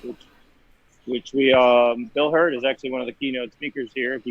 If anyone's interested to watch the 8-bit guy's video on the Commodore 128 with Bill Hurd. We'll go through all of that. But, I don't know if Mikey walked you through some of these. Rockwell and something called the Challenger 1P. I don't know what that is. And about the BBC and the Acorns. Oh, look, it's Nick Marenta's favorite book. 6502. Yeah, that's right. So there's a lot of 6502, and none of it multitask. Ron, you're killing us with the breathing. Sorry, I'm trying to turn my volume down. Yeah, if you could just hold your breath for the next hour and a half, that'd be great. So great. Yes. Yeah, look, hey, there's some artifact colors for you. Yeah. I don't know why. I think I'm casting a shadow. I don't know what's going on. It's a CRT. It's a refresh. Yeah. CRT refresh. All right. That looks like burger I just time. bought something at consignment. It's burger time. Back to the table. I'll show you guys what I. Oh, Mikey's got something. At the consignment. Yes. Give me a 2DS second. going on. Oh, and then we're back at the booth. Did you guys already see the IBM PCs? Yeah. We did, but I'd be happy to see him again. Well, I mean, And what did Mikey get? Mikey said he's bringing something back to the booth. All right. Well, let's see. Can you guys see what I got? Yeah, it's an IBM keyboard. Yeah, I want to put it down, and then I'll show you the sticker on the bottom. Okay. Give me 1 second. They're going to give Mark Overholser a run for his money on the keyboard clicky sounds. Okay. I'll get the B-roll here. Move over. This is like Jason following me at Coco Fest at this point. The stream behind the stream, right? So. All right. Hold on 1 second. Let me make this bigger. That's what she said. All right. Manufactured for IBM by Lexmark, made in the USA, Model M, October '94. Yeah. So this is a relatively late of the original IBM. Yeah. And it's basically just a standard 101 key keyboard. So, and this is about the going price on eBay these days. Okay. It's about this price. If you want to buy one that's refurbished, you you double or 1 point something times this. Wow. It's like 100 something. So you got that for $50? I did. And that's a good deal. Not really, but Okay. I couldn't help myself. Okay. Are you going to buy an Apple One while you're there? Sure. How many suitcases full of cash do you want to give me? That's cool. Cool stuff. What games can I run on a CoCo 2? And that's the one at the CoCo VGA right now. Time Bandit, Cashman. Oh, there you go. That 64 column text though is really nice. I have to say. Is. Put Zach's Sailor on. Man. Yeah, Zach's on would be a good one to show. Zach's on. I can't run. Okay, what do I do with this? Oh, I'm in a game. I didn't even know. It's in Zork. All right. So can I? Oh, is that? I mean, do you want to switch it to something else? I don't know. How do I get X? You literally do have to power cycle it. Because it's you have to actually go out of SBC DOS in order to run those programs. All right, I'm touching a color echo. computer too for the first time since 1986. I have to tell you. What here? This is the finger. That's the first touch of a CoCo 2.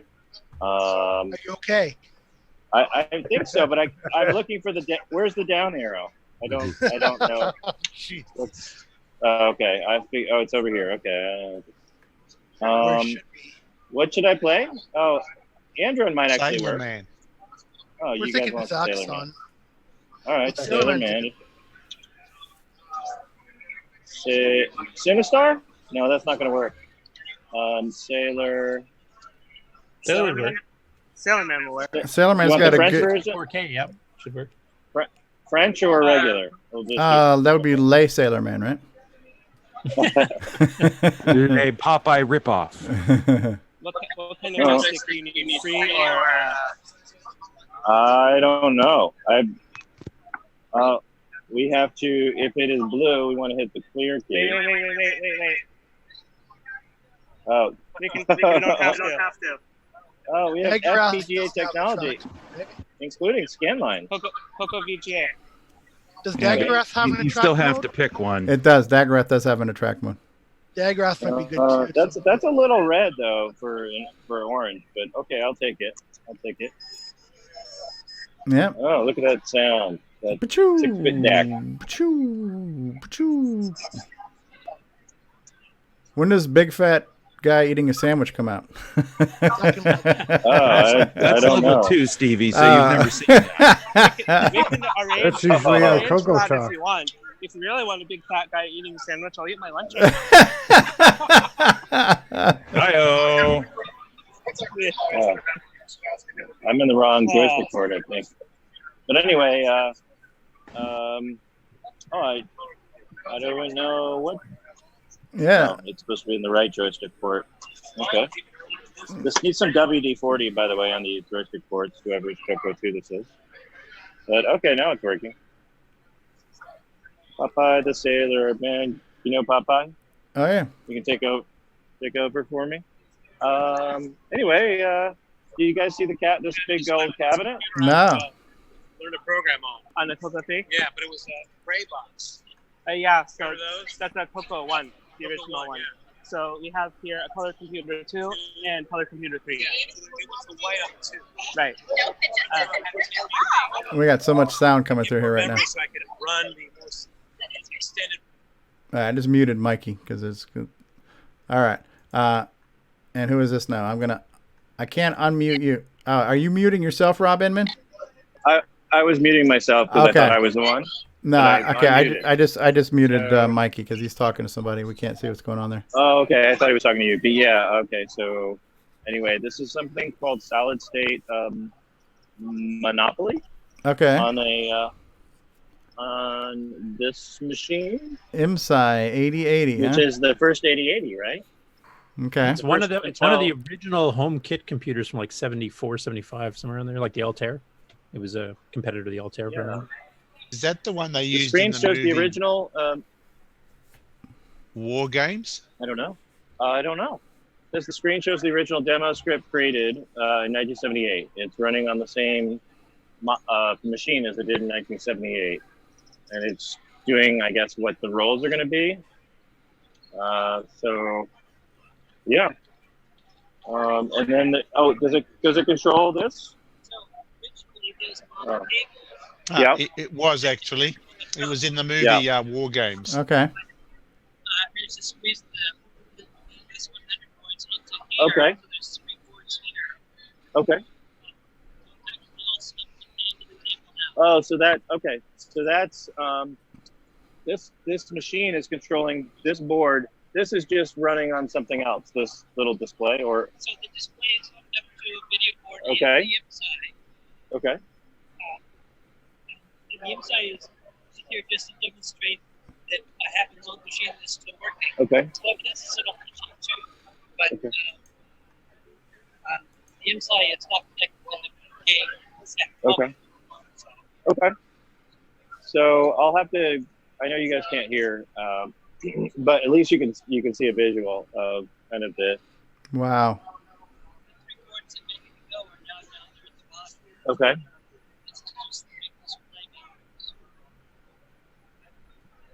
Okay. Very cool. So Monopoly, running on an IMSA. Wow. Yeah. Thank you. Thank you. That's really cool.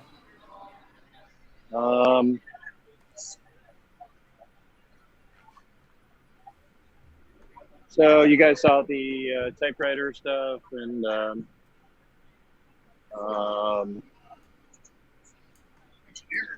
anyway, you want me to keep walking around, or what do you want, Stevie? You can, but I'm going to take you off of the main view now.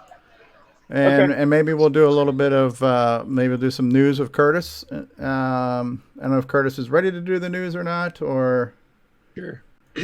I can fill in with some heavy breathing. Hey, all right. Well, we've seen a lot, and hopefully we'll see some more. And thank you, Rob and Mikey, for these tours. And I can eat this stuff up. I'm not sure how much the audience is enjoying this. Hopefully they are. Panel, are you guys enjoying this? Are you eating it up? Yes. All right. Yep. So why don't we do this? We'll take another commercial break, and we'll come back with some news. And what do we want to do now? We want to do, well, I was going to say maybe we're going to run a Boomerang commercial, but since he's on a 30-day hiatus, maybe we don't want to generate too much interest right now. So, there's that game that's on sale. Nightmare Highway. Yes. How about we plug... CoCo Forever. You got a Cloud 9? Yeah, CoCo Forever. Where is CoCo Forever? I'm looking for my CoCo Forever commercial. I don't know which one it is. Forest of Doom, Switcheroo, Ease of Use, CoCo Do, DVD, Boomerang, CoCo Forever. Here we go. We're going to do a CoCo Forever commercial. So we'll be back in a couple minutes here, folks. Thanks, everybody. Hey,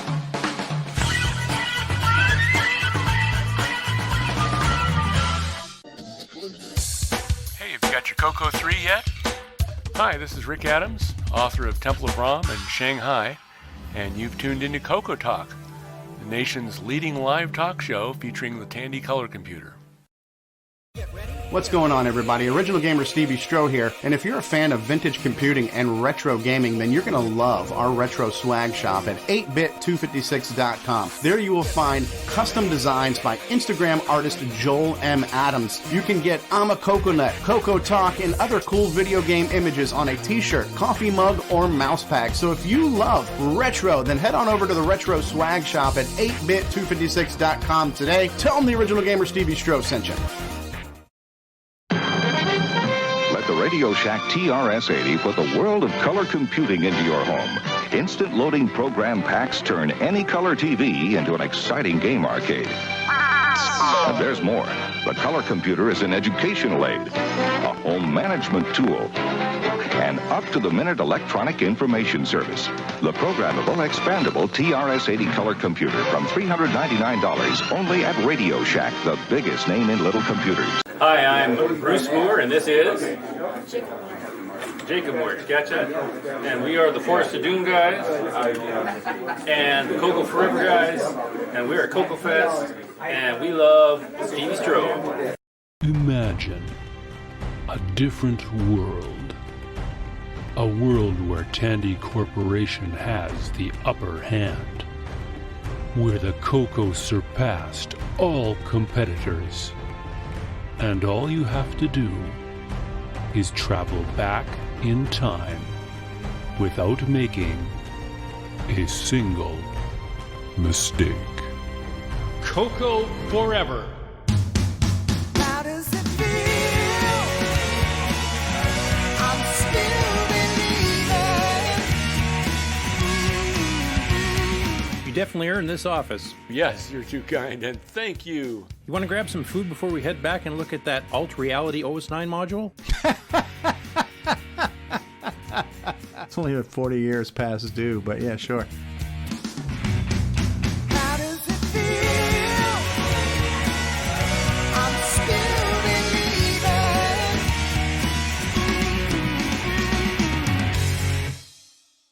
Radio Shack, America's technology store. Computer shopping has never been better at Radio Shack. Here's proof. Our new ultra-high-performance 386SX 20 megahertz computer with 85 megabyte hard drive, only $12.99. And it's from Tandy, manufacturer of the best-selling PC compatibles in America. Or get a 286-based Tandy home office computer with color monitor and hard drive, only $899.95. Shop your friendly nearby Radio Shack. Great selection, superior service. Nobody compares. We now return you to CoCoTALK. Hey, Dan Loyals out there says, thanks, guys, for another awesome show. Thank you, Dan. And Explorer VR is there. That's our friend Ben Drakes. He says, cool tours. Don't think we saw any Play-Doh computers, though. I wonder if they have any there. And when he's talking about Play-Doh computers, we're talking about the original systems, right? So nowadays, Thomas Cherry Holmes is doing this Errata Online where we've got Play-Doh clients for a variety of systems. But there were original Play-Doh systems at one point in time, right? And I don't recall seeing one either. So maybe Rob and Mikey, if you look around, if you see a Play-Doh system, let us know. I just wanted to Play-Doh? I'll look. Okay. And I just want to remind people, because I don't know if we plug this enough, and I don't know. This sounded like an amazing idea when I came up with it, like a lot of my other bad ideas. But we are actually live streaming audio as well. So for those of you who watch the show, you know you can watch us live as the video version. So we're live on YouTube, we're live on Facebook. I'm also backup streaming on Twitch and Mixer. But we recently added live audio podcasting too. So for those of you who maybe you're at work and you can't be on YouTube while you're at work, but you want to listen, you can listen live, and it's also interactive too. So you can also live chat on the audio podcast too. So we need to mention that more often. I don't know how much value the live audio has provided yet. We're not going to give up on it, but it's there. So if you want to check us out on Spreaker, if you go to Spreaker and then search for CoCoTALK Live, which is what our podcast is called on Spreaker, you can listen live and interact live. And links to all the ways to enjoy the show live and on replay are on our website, CoCoTalk.live. And we're bringing you continuing coverage from VCF West, thanks to our CoCo consortium there with Rob Inman and Michael Furman and Mark D. Overholser and Tim Lindner, who we've seen but not heard. Thanks, guys, and hopefully we'll get more coverage throughout the day. But, Curtis, do you have news for us this week? A little bit, I do. The sharing thing here. Okay, and I'm going to go ahead and play a little bit of music here. You're not going to hear it, but when I say take it away, Curtis, that'll be your cue. All right, everybody, it's time for news with your host, L. Curtis Boyle. Take it away, Curtis. Yeah, seeing that? You see it. Speaking of Ben Drake, since we just mentioned he's in the chat here, this is a new video he released with Phantom Slayer, which he's done before using his virtual reality technology here, except this is using the new improved palettes. So he changed it to get a kind of a more eerie look to it, with a different color palette than the nuclear green, bright yellow, and the original palette. Yeah. Now, you remember, Ricardo, you mentioned your story, how this basically scared the living poop out of your pants. Can you imagine? Yes, it's actually on my website. Yes, and can you imagine the VR version of this where you're looking at this in a headset and having the poop scared out of you? Yeah, and you just turn around and just, you have a heart attack, you die, and you never play again. At least if you have a heart attack, he's strapped into this chair, so at least it would hold his body upright. Yeah. So, well, Ben's also younger, so I mean, he can handle the stress better than us old farts. So. Anyway, I won't play the whole video, but it's definitely up there for people to take a look at. Now, is this the same palettes that you and Nick put together in the tool, or did he change them a little bit to match his preference? He changed them a little bit. Do you remember Nick? Nick Marenti? He did change. He did change them, but I have since changed my palettes to match his. So, okay. You liked his better? Yeah. Okay. I haven't made it. I'll be setting up a website so people can download it. I haven't done that yet. Okay, cool. Yeah, I like it. It looks good. I like it. You still got the burgundy. It's just instead of the background being that bright green now, I like this kind of teal color. Yeah, it definitely looks better. And the purple is more of a darker color too, which gives you that sense of being underground more than Okay, yeah. So Ben just responded. He says, "Oh gosh, it's me. Yes, I like these colors. I used RGB in the game menu, but composite and VCC, which resulted in this."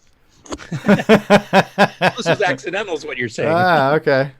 It's a good set. Yeah. Cool stuff. Okay, next up, Jim Gary's been a busy little beaver again. That's a Canadian reference. He's got 3 new gameplay videos up. The MC10. Hold on a second. I think I've got a soundbite for that.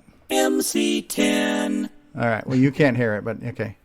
This one says "lay again." Is this a Hawaiian game? Well, that just happened to be where it got started at. Okay. This one's Square Force Alpha, which he said has been working on my Tank Battalion like game. Square Force still seems too slow.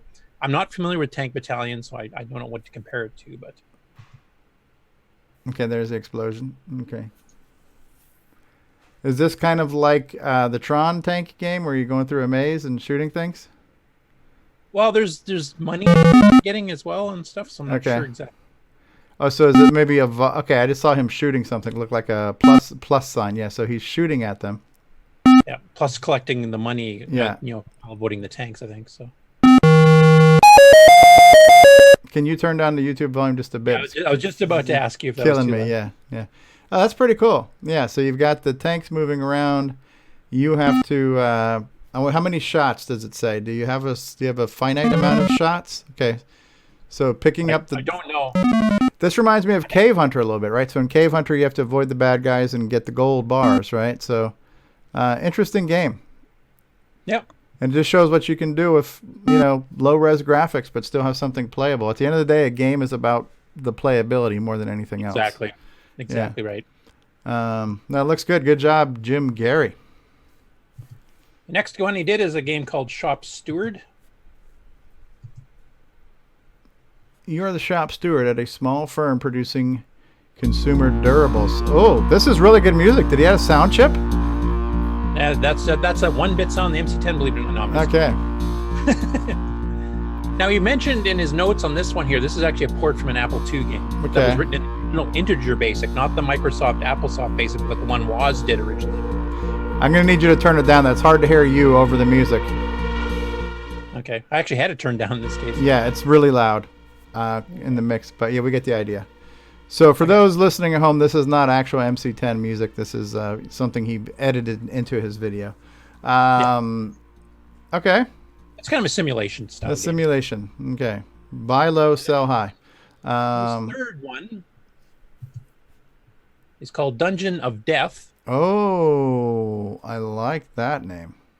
And this is a port from the Commodore PET, though he did some additions to it, I guess. I'm reading the description. Let's kill that sound down. Dungeon of Death. Name. Oh, here you go. Rolling a character. Okay. Yeah, a little mini map in the lower right. right Which there. way?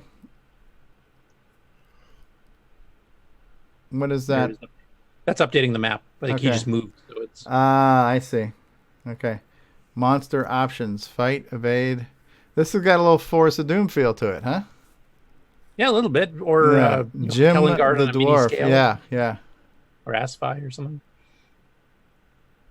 It's one I remember hearing about on the Pet, but we never had it at school, so it's not one I'd seen on the Pet, so I don't have anything to compare it with. But okay. So yeah, that's the 3 games that Jim Gary's released this week. This week. It's been a slow week for Jim. It's only been 3 He's games. on par for 150 this year, Yeah. So it's, yeah. Next up, speaking of semi-graphics, we've been showing Nick's a preview of Nick's utility for switching between 2 screens to get extra palette colors, and also make text characters. And he designed this originally for Erico, and I'm not sure if I'm pronouncing his last name right, Montero. Hopefully that's correct. Who's making a graphical adventure game using the low-res graphics, semi-graphics 4 mode. He's going to have, the top half of the display is going to be the graphics imager of the scene you're looking at, and then below that will be your joystick-driven menus, as opposed to having to type in text commands all the time. So once Nick made this utility for doing the switching between the screens and filling with the palettes, Erico's actually done.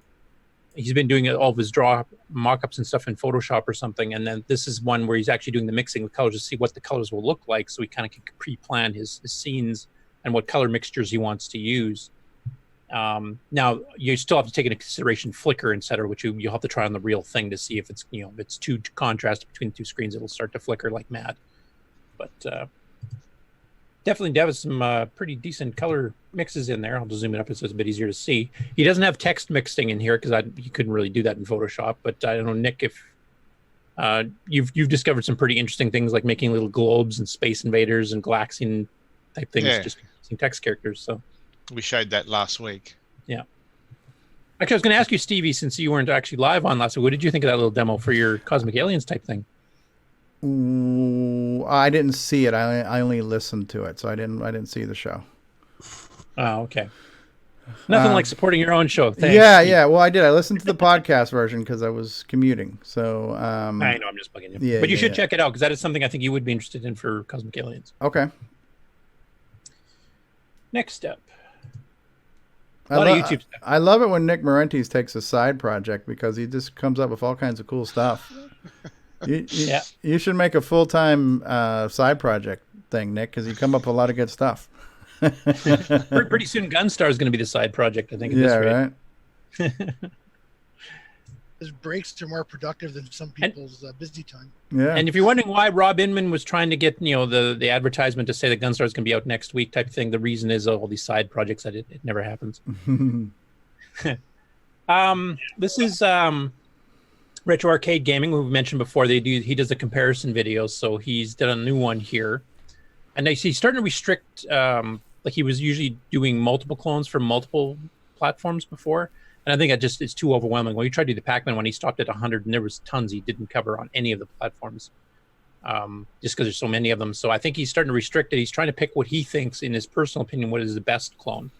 So in the case of doing Berserk, which is what he released this week, he chose Color Berserk / Haywire from Arc Data Products, which is more authentic to the original arcade game, which I agree with, but it doesn't have speech. Android Attack on the CoCo by Spectral, if you have the 32K version, does have speech, but the gameplay is different. I mean, you have that ghost thing that you can shoot instead of Evil Auto. You have treasures to pick up. You can duck and jump. I mean, it's Berserk based but different. So yeah.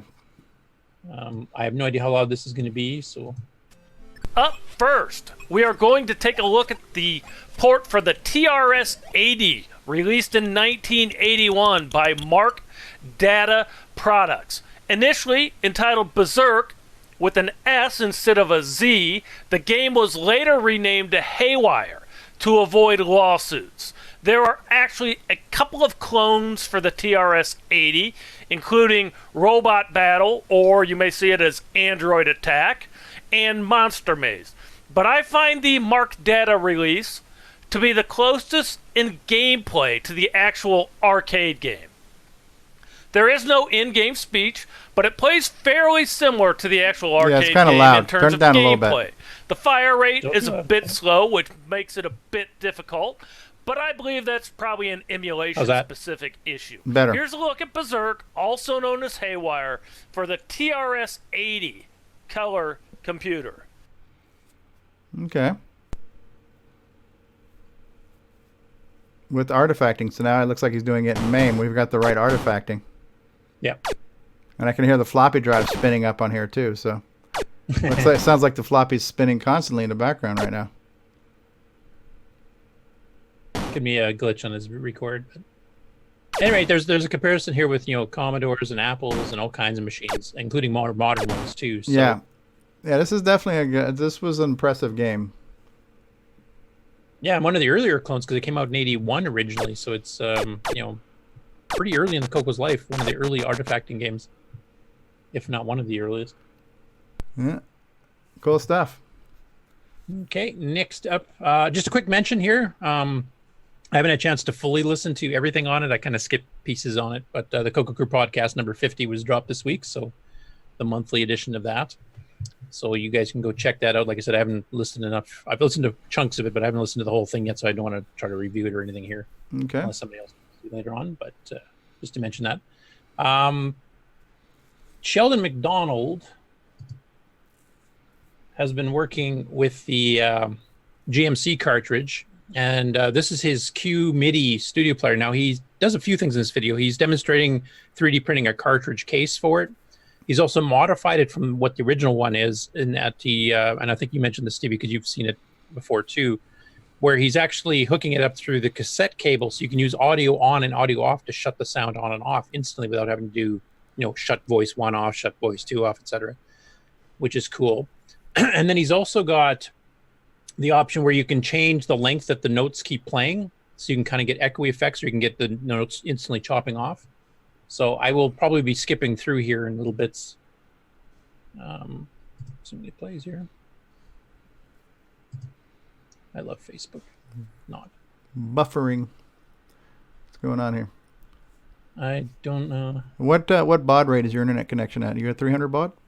I'm at 150 megabits. So I don't know. Hi, I'm Sheldon McDonald, and is that too loud? I have another update on my QMIDI Studio project. Okay, that's good. That's good. And coincidentally, at the same time, I just found this gem. Okay, I'll skip ahead a bit here because it's kind of explaining his CoCo one and the so little board adapters and stuff, and how he made his case. One. Cool. And they printed. Yeah, there's so a 3D print case. Really even. This specific one, though, has a hole in it for my sound wire.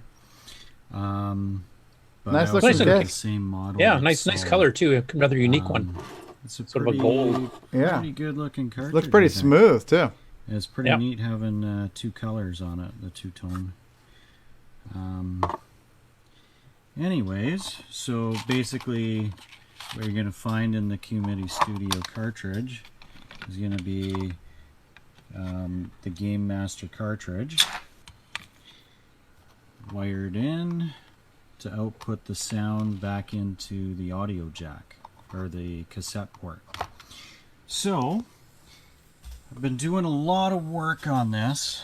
So now it doesn't matter what slot that I have the. I'll skip that part. Just kind of explain some of the software updates here. Get to the demo part. Well, these ones.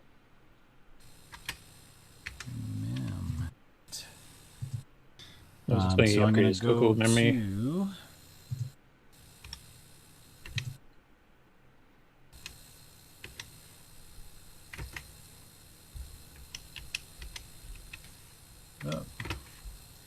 looks like I'm going to have to clean the keyboard on this one.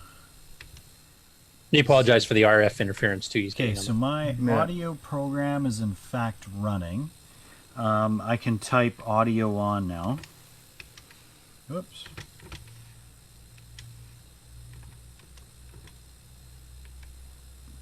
And it's silent, so that's good.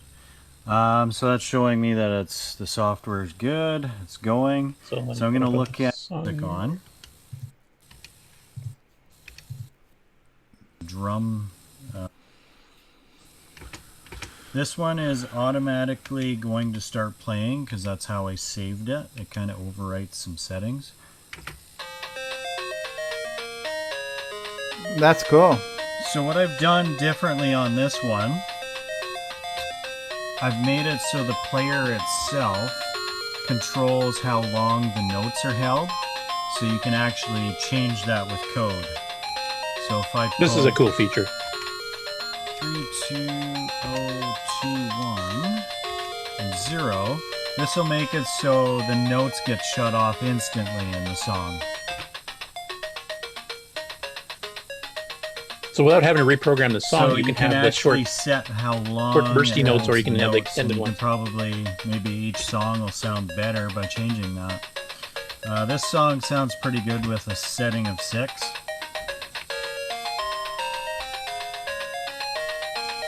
On the fly. And now when you kill the I could see that being used in a song game from too, like if you're on playing. different segments of the Yeah, certain level. if the action picks up or something. Yeah, you can keep the same song playing. You just do one poke, and voila, you've got a Now when totally you different kill sound it, and thing. Even though it's technically, it actually turns the notes off softly. added that fade out feature. That There is you so go. cool. And if you wanted to terminate the sound sooner, you would have to just change the length of those notes first, that 32021 memory location. But yeah, that's pretty much that.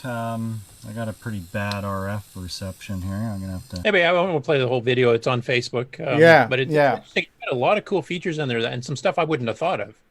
Like, Absolutely. changing the length of the notes, that you can get this echoey, or not echoey, but you get the sustained notes, so you sounds fuller, but then you get that staccato effect when you shed it off slow, or do it slow or faster. Yeah. I should say. And then being able to do the audio on off, that's just nice and easy for a basic programmer. You can set the thing up running in the background, just shut it on and off. Yeah, yeah. And, one of the things that Nick Marentes has pointed out when it comes to the hardware is that, and then we all kind of say the same thing. It's great to have this hardware, but it needs to be supported. And I think one of the things that Sheldon's doing here is he is really focusing on a routine that's going to make it easy for non-assembly language programmers, right? So this is really focused on, this is a kind of a TSR, terminate stay resident. It's a background task that's running that will play music in the background while your basic program still runs, and you can just compose your music, load the file in, and you don't have to code this stuff. So that puts decent sounding music in the hands of mere mortals. And but obviously somebody had to do all the hard work to make it easy for us, but this is really cool that he's doing that. And great job, Sheldon, for doing that. And then I'm sure he's still adding working all on these it. little extra features. It's not just a player where you just set it playing background music. You can change the fades, you can change the length of the notes, you can shut the music on and off instantly, even though it's still technically playing in the background. And honestly, that was a good sounding track that he did there too. That chip, even though that's a lo-fi chip compared to some of the other ones like on the PSG and the Mega Mini MPI, which are higher fidelity chips, this still sounds pretty good with the right composition in it. I mean, if you get a good, I fell in love with all this Sierra Online games on the Tandy 1000. To me, that music was just like heaven. It was like the angels were singing in my ears when I heard that music. So it is a very capable chip for even being the lo-fi chip tuny type thing it is. If the right compositions, it'll sound good. Yeah. No, I'm very interested in this project, and I'd love to see what some of the basic programmers out there can do with it. Yeah, because it doesn't look like once you got this done, and once he's got his driver completely done and finished, then it's pretty easy for a basic programmer to use it without having to learn any assembly at all. So yeah, cool stuff. Cool stuff. This is just a teaser. We're going to be covering this in the Game On segment with the author himself, some Nick Marentes guy. But Gunstar. This was going to be hard. Yeah. Just kidding. This is basically a blog post about how it's getting delayed by a little bit. We just lost your audio. No, it's not. It's actually about level 2, but yeah. I was surprised. I watched his YouTube video and he mentioned something about a friend. I've got a friend. I thought I was going to say, and I've got a friend. Yeah, and I thought I was going to say, and I've got a friend who could never get to level 2, so I figured I'd show him what it would look like. I was waiting for that. So, can you hear me again? Yeah, we can hear you, Curtis. Yeah. Okay. Not sure what happened there. Yeah, we'll cover that in Game On anyway. Yeah, so. Cool stuff. Cool stuff. And then there's 2 YouTube videos here, and these are actually CoCo specific or CoCo Dragon specific, depending on which one. Atari Vision did one. He posted his favorite 5 CoCo games of all time. Now, a bit of a disclaimer here. I have talked to him a little bit about it because these are actually all CoCo 1 and 2 games. So I suggested he should make a CoCo 3 his top 5, what his personal opinion of the best games are. So he's kind of said, yeah, he's going to do that. Okay. So this is actually CoCo 1 and 2 games specifically. And I'm not going to go the whole preamble here, but you can just see what his 5 favorite are. Lunar Rover Patrol? What is that? What is this? This is BC Bill, which is actually a port from the Dragon. I don't remember ever seeing this one. Is this the one where you have to club the caveman and you club the women and? Yep, that's the one. Very not politically correct at this point, right? So, but time back then. Cavemen did what cavemen had to do. So, and what are those? That is a what cool are those game. freaking UFOs? What are those yellow saucer looking things? That's food of some sort. Oh, okay. It's like walking hamburgers. Yeah. Then you get that stork that flies overhead every once in a while to drop off a baby for you. So is this game available somewhere? Yeah, it should be on the archive, I think. I've played it numerous times. It looks cool. I like the animation of the waterfalls and stuff. Is this one you could change the colors on, Nick? Oh, yeah. There's the stork, yeah. Is the sound coming through okay? Or No, is it too low? there's no sound. Can't hear it. Can you hear it now? Nope. No. I wonder if when that thing disconnected, I wonder if it screwed up the mic setting.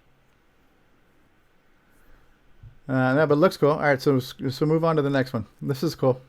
Okay, yeah, we'll just do screens for this then. Okay, and what do we have here? Time Bandit. That's a classic. I think we'd all agree. That's one of my favorites too. Yeah. So. Okay, and we'll move on to the next one. We know what Time Bandit looks like. This looks like a centipede, millipede type game. Okay, Intracolor. Colorpede. Yeah, this was a good one. Colorpede. Awesome. Intracolor. My favorite of the various centipede clones. Yep, very faithful. Including the changing mushroom colors, which is one of the few that did it. Yep. Pit Stop 2. Pit Stop 2, that was good. Skip over the track selection here, but head-to-head playing, this was one of my favorites because you could play against somebody, you could ram them off the road, damage their tires so they got knocked out of the race or had to go to the pits faster. And these turns were a little bit more subtle than on the. Oh, that was hilarious! I love that. Gentle turns, right? So. No whiplash effect. By the way, just a little note here. I have not done a video on YouTube of this, but I do have this on my CoCo DVD of exclusive videos, and this is one of the first times you heard me cursing on a video. I do it all the time now, but at the time I was trying to be clean. I was getting pissed off trying to put more gas in my car. I couldn't figure out how to work the pit stop itself, so I'm like cursing and screaming at that part. So, yeah. Have you figured out how to do it properly now? No, I was one of these pick up and play things I try to do for the video, and I haven't tried it since, but it's probably worth looking at again. This would be a good one, I think, to set up at the fest because it's actually a head-to-head game. So that'd be a cool one to have, two people racing against each other. Yeah, true. Maybe I could demonstrate that one at the show. Actually, that'd be a fun one to demo if they have two joysticks. Cool. All right, what's next on his list? This is his top 5. Shock Trooper made the top 5. Yes. Okay. Yep. Oh, one of the better uses of artifact colors too. I mean, he did a really good job because it's detailed. It's not just the 128 virtual mode with the different palette type of artifact. It's right. It's high res. Yep. Yeah. Yep. And they did a lot of these like this on the white background, and it looks good. Honestly. Yeah, like Tut's Tomb. They Tut's Tomb and a few others, right? So it's the kind of inverse of this, and they made it work. Yeah, I did. And he always hovers over the ground. You're so picky. Yep, there's Nick. Oh, he's hovering over the ground. Nick should have been a movie reviewer in another way. Yeah. Thumbs down. Yeah. So these are this is Atari Vision's his top 5 favorite CoCo games. Yeah. Cool. And this is his favorite one of all time. This particular one here. Interesting. States that in the video. So. And it looks like he's got the same cracked version that I have, where your number of lives is a hieroglyph. So yeah, because you poke in like 200 lives, and then it tries to do a lookup table when he only had the 10 numbers designed, maybe some of the letters. So it's going off into random memory, plucking whatever out. Yeah, I wonder if there's a non-cracked version out there. I have one. Yeah. Grant Leedy wants to know if the show's over yet. Yes. Who cares what Grant thinks? Yeah, and we haven't had Retro Innovations on here trolling us at all today. So Yeah, cool. It kind of feels lonely and isolated now. Okay, next topic. Okay, the next one is another collection of games. Now, this one here is kind of a mix of Dragon and CoCo stuff. And this is by a YouTube channel called Laird's Lair. I hadn't heard it before. And he picked, his topic was 25 great shoot-'em-ups for the CoCo and Dragon. Ooh, okay. Some of which are familiar for CoCo people, though they might be with or without artifacting. He kind of mixed it up between the two, so it's kind of a bit difficult to tell. And what is this one called? This is one of the SciDab. I don't care if he has them all here or not. I guess he doesn't. Oh, this is one where you're kind of going through 3D city and you're shooting all the aliens that are floating about. It's actually part of a series, and it's Baddies spelt backwards is the SCIDDAB or whatever it is. And there's a couple games in this series, and this is the one where you're actually driving through a city, which is this is really cool looking. Yeah. And he's got some standard 3D shooters, SciDab Attack. Okay. So there's a couple other than the SciDab series that are kind of the same style. Huh? What is this one called?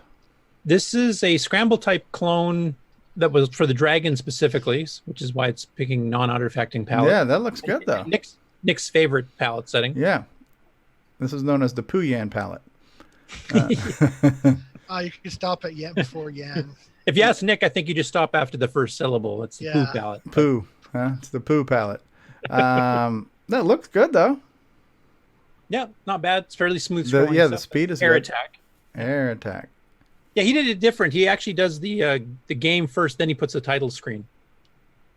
And here's Astro Blast by Mark Data, but this is kind of like the Dragon version. It's straight non-artifacting, which actually is meant for artifacting. And these are kind of rapid fire here, so that'll be pretty. So all the PAL people feel at home here. Yeah. Skip ahead here. Oh, look at this. Oh, I like the tank where you can steer your shots. That is cool. What is this one called? I'll have to wait till it comes up here. He doesn't have a list ahead of time. That's cool. And the explosions. Yeah, this is good. The sparkle effects. It's kind of an advanced version. I remember a game called Sabotage on the Apple II where you had the tank in the middle, and mind you, that one dropped parachutists and stuff to attack you, but you could steer your shots. Blitz. Okay. That's an interesting marquee there, too. Ooh, what is this? What the hell? What in God's green earth is this? I think Nick and I were trying to figure out how to play this game, and it's kind of weird. You remember this one, Nick? Renties? It's freaking. It's making a weird one. We never worked that out. It's making me dizzy. I don't know what the hell it's doing. You're the guy in the lower right. You can see his helmet, and he's firing that gun, and then he has to go collect stuff, and he hops between holes. I just saw him when he started moving. Before that, I didn't even see him. I didn't know what the hell he was doing. And that yellow block down there is the gun that he shoots. So. Okay. Okay. Ooh, look at this. 3D. I like whatever that crescent thing was. Looked pretty cool. Yeah, there's a pretty interesting warp gate you go through here too. Let's fast forward for that. It's just about there anyway. There's your warp gates coming towards you. You have to steer through. Interesting. And that was a Dragon game too. I don't think that one came here, so that's one we'd have to fiddle with. That's the settings screen. So this is kind of the same. Look at that! Did you see how he had the two different color modes mixed on the one screen? Yep. Kind of a Dragonfire thing. Yeah. Fire Force. So this is like a what's the one that we had like this? Russian attack? Russian Assault or Russian Commando. Assault. Yeah. This is not half bad. This is where the green background looks okay if he's going through a jungle, you know. So arg, I'm hit. What is he, a pirate? Arg, I'm hit. Arg. Another Dragon game, but this is a pretty good one. I mean, it actually is. Fire Force. I like you got the stencil font there, so it's looking kind of military. Yep. This is one you played, I think, way back. Yeah, this looks familiar. This was from a magazine or something, wasn't it? I can't remember if this was, or is this a Dragon one that was sold? I can't remember this one. Galacticans or Galacticons or something. Yeah, looks good. The dive bombing guys look good. Now, when they dive off the screen, do they just disappear? No, he comes back to formation. I see. Yeah, it's a Galaxians clone that a lot of people probably haven't seen because I think, like you said, it was either a magazine or it was a... Galacticans. Yeah, I do remember playing this one. But I'm trying to. What is this? This almost looks like. This is Invader's Revenge by Ken Kalish. I was going to say seen it this. almost looks like Starship Chameleon. Same author. Right. So in this case here, you are what, the yellow spaceship, and you're trying to shoot down on the blue thing. Yeah, actually, the blue thing in the bottom is only worth like 1 point. The blue aliens running across the lanes are worth 100, and the red ones are worth 1,000. Oh, so you're trying to shoot everything. Yeah. So it's kind of like a twist on Space Invaders, you're where you are an invader. Yeah, you're the mothership of the invaders trying to attack. Ah, yes, Caterpillar Attack. This was the first game I got with my CoCo on cassette. Somebody gave me a cassette copy of this when I bought my CoCo. Yeah, early fast, Tom. It's not bad. No, it's fast paced. Yeah, the only thing I didn't like about this one is that the vertical movement was too restrictive compared to the original. Well, that too, but you could get you could get a caterpillar stuck in the mushrooms and he would not be able to move. So you could get the game, you could freeze the game in an infinite loop if you wanted to. You can get when you get down to your last head, if you shot the right things, he'd just be stuck in between mushrooms and unable to move until you shot him out. Yep, Lunar Rover Patrol, great game, classic game. Looks a hell of a lot better with the new palettes now. Yes, I was just going to mention that. Yeah, I should probably send the guy a link to that or something. So far, I like all of his collections here. So 25 good shoot 'em up games for the CoCo and Dragon. These are all great selections so far. Here's a dragon one. Oh, so this is like Moon Cresta with the 3 different ships. This is really good. This looks a lot like the arcade. Yeah, the sound actually is not bad. Unfortunately, you can't hear it right now. The fonts are similar to what they look like in the arcade and everything. If I didn't know any better, I thought this would be an AGD port or something, you know? Yeah, no, really good. Yeah. Keyboard and joystick, as a lot of the Dragon games were. Oh, look at this. Oh, what's the deal with the parachute guys? You have to shoot them too? Otherwise they come and attack you. This is very Atari 2600 looking, you know. This is closer to that Sabotage Apple II game I was telling you about before. Okay. The only difference is that you can move your base. On the original Apple II version, you could steer your gun, but you couldn't. So yeah, they hit the ground and they attack you. Those little parachuting sons of biscuits. There you go. On the original Sabotage 2, because your base was fairly high, you'd little parachute guys run across and then hop on each other's shoulders to get up to blow up your gun. Kind of cute. Ooh, what is this? Like a lunar lander? Retreat to space?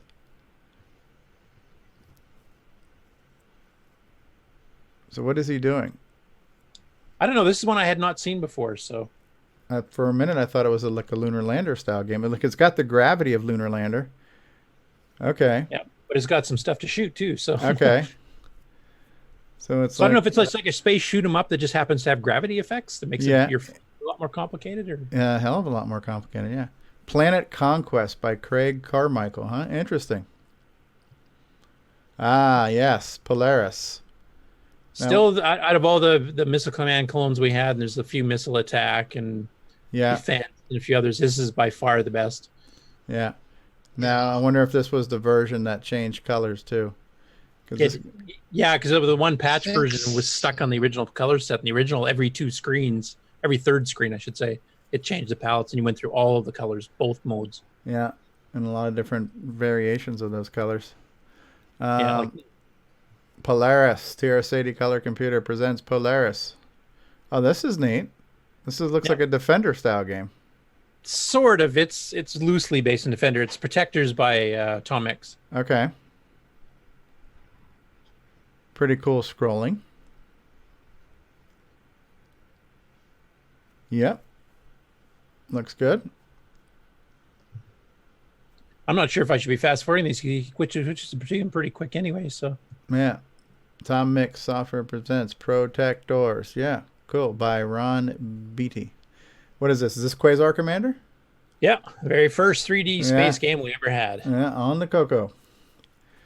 This is not quite as good as having a blast with the new math tutor, but it's pretty good. It did run in 4K though, so there was that. Yeah.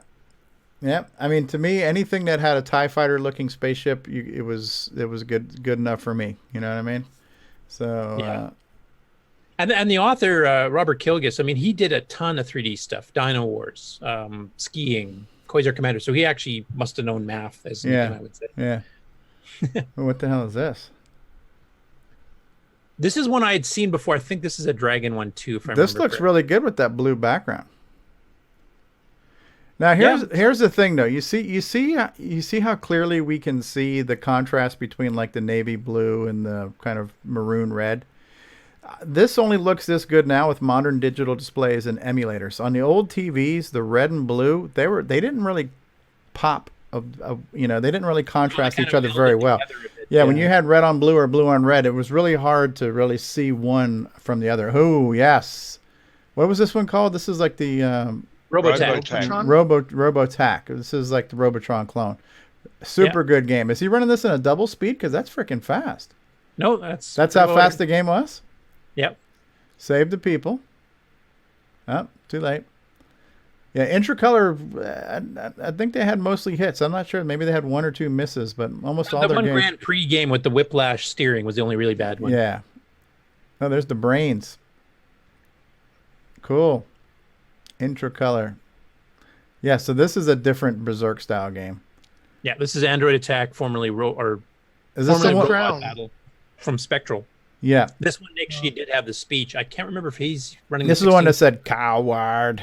Right? Yeah, it had a bit of a lisp. It was really bad sounding. Yeah, and you had treasures to pick up, and you can jump and duck. And if you let the debris sit around too long, it'll turn into a little ghost that can go through walls. And what the hell was the gauge on the bottom? I don't even know what the hell that gauge was. That was your energy level and your shield, basically. Okay, Robot Battle. Okay, yes, great game. Is this like a battles? Battles. Yeah, this is the dragon one called Rommel's Revenge. We also had Rommel 3D, which was put out by Mictron / Computer Shack. And honestly, the dragon one's better. Yeah. In my opinion. Yeah, this is good. This is really good.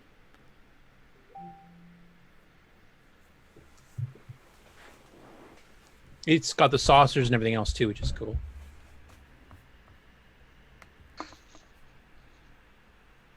There, he did use the palette switching thing again too.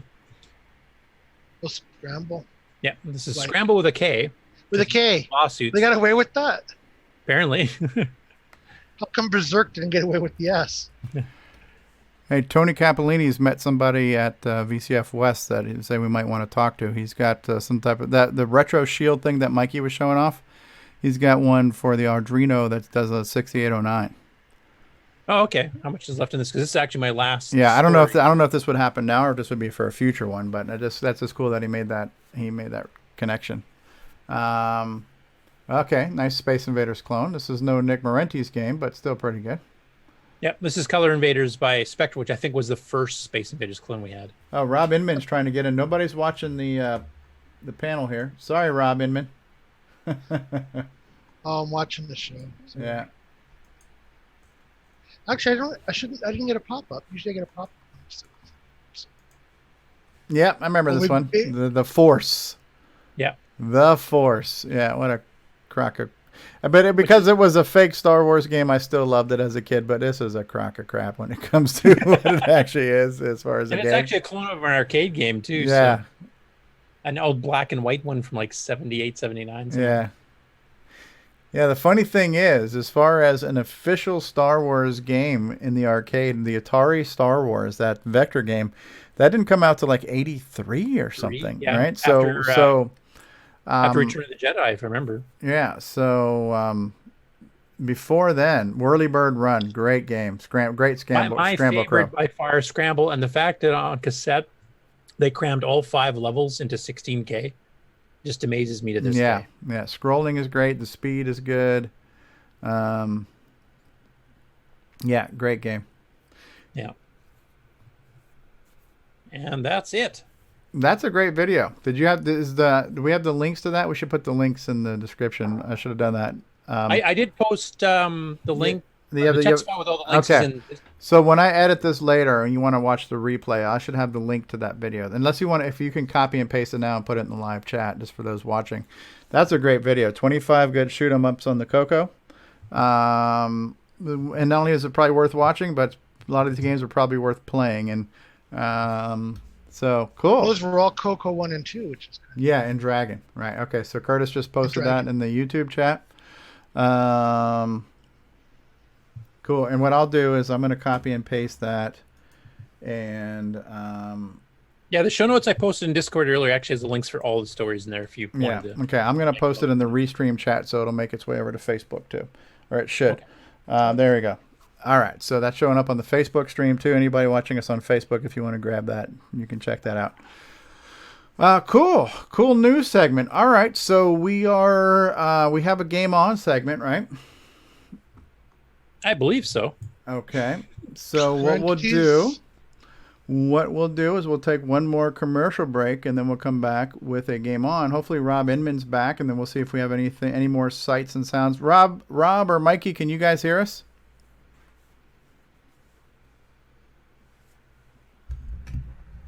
All right, well, we'll find out after the break. All right, so we're going to take a commercial break here. You're done sharing everything, Curtis? Yeah, I did have some other notes of segments we could do depending if certain people were here. Okay. We never did talk about the show that Jason CoCo Man yes, last week. Which I have the video for. Yeah. Cool.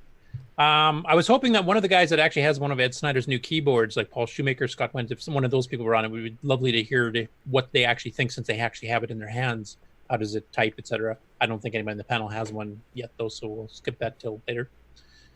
And then there's been that discussion about using C-Basic versus ML-Basic compilers that Bruce Moore, Diego Briza, David Lord, Richard Kelly have all been working on the various ones, and I was hoping if we had a couple of them on, it would be interesting to hear their stories of what the differences between the two compilers are, how compatible they are, what's the performance like between the two of them, if one has advantages doing certain things over the other. But we can save that for later, too, because I don't think any of those people are on the panel. Okay, yeah, maybe if we ever have another coding talk after dark, that'd be a good time to do that.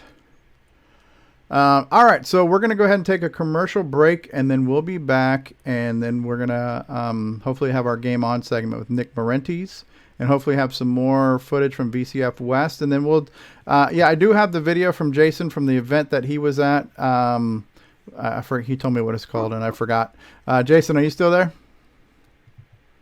Okay, well, more after these words. We'll be back, folks. Thanks for the news there, Curtis Boyle. Yep.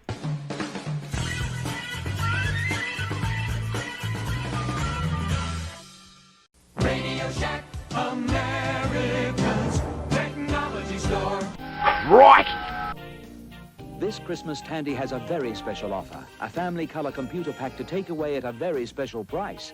This family computer comes complete with software and costs an incredible $449, a saving of $241.69. It's powerful, educational, and ideal for the young and young at heart. The easy way to start computing. The Color Computer Family Pack from Tandy. Get it while it's hot. Tandy, the biggest electronic store in Australia. As you start your journey to CoCo Fest, you notice the road ahead is littered with rogue furniture. You realize you are driving on the Nightmare Highway. Nightmare Highway. The new game for the Tandy Color Computer 1, 2, and 3. Nightmare Highway. Nightmare Highway. Stunning low-resolution visuals. Digital to analog converted sound. 100% machine language and basic. What are they saying about Nightmare Highway? Nightmare Highway. Steve B. York says, of all the games released this year, this is one of them. L. Kurt S. Boyle says, this will not be on my site. Nick Marionette says, crikey, look at the size of that crock. Get your complimentary copy of Nightmare Highway. Nightmare Highway. At cancanmakeit.com. If you got it for free, you paid too much. Coming soon. All situations depicted in this trailer actually happened. This true story has been anonymized to protect the guilty.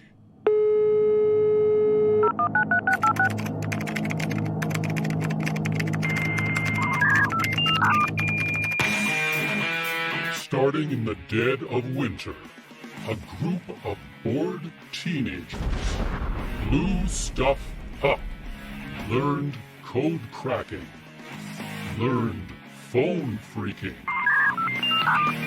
hijacked and hacked. No system was safe. No one could catch them, or so they thought.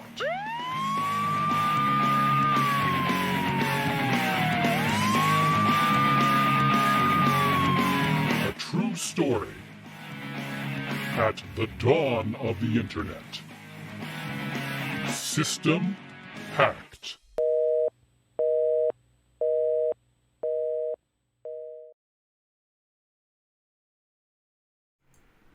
All right. Well, we are back, and at the dawn of the internet, right? Cool stuff. And by the way, it's no longer coming soon. That is out. So systemhacked.gracenote.ca will get you to where you can get it as an Apple book or as a Kindle book, I believe. Grant Leedy says, please, no coding after dark. I don't want to fall asleep while driving. All right, Grant. Well, we appreciate the words of encouragement there. Nick Marentes, are you there? Yes, I am.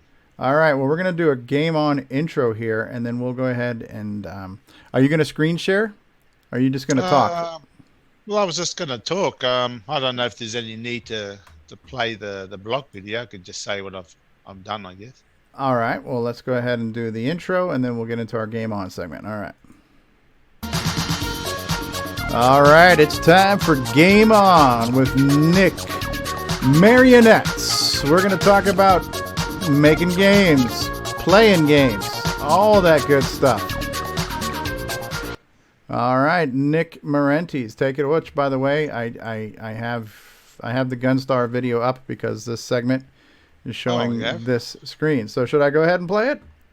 Well, it's up to you. Okay, I'll explain what I've done first, I guess. The latest installment of Gunstar is to add level 2, so the next level from what people have seen so far, which is the scene where you're flying over the Earth cityscape. Now you're in space on your way to the alien homeworld. But before you can get to the alien homeworld, the idea is to find the jump gate to basically warp you to the alien homeworld. So in level 2, we see us flying through space, lots of asteroids on the screen, and your goal is to try collect the code that's required to activate the jump gate.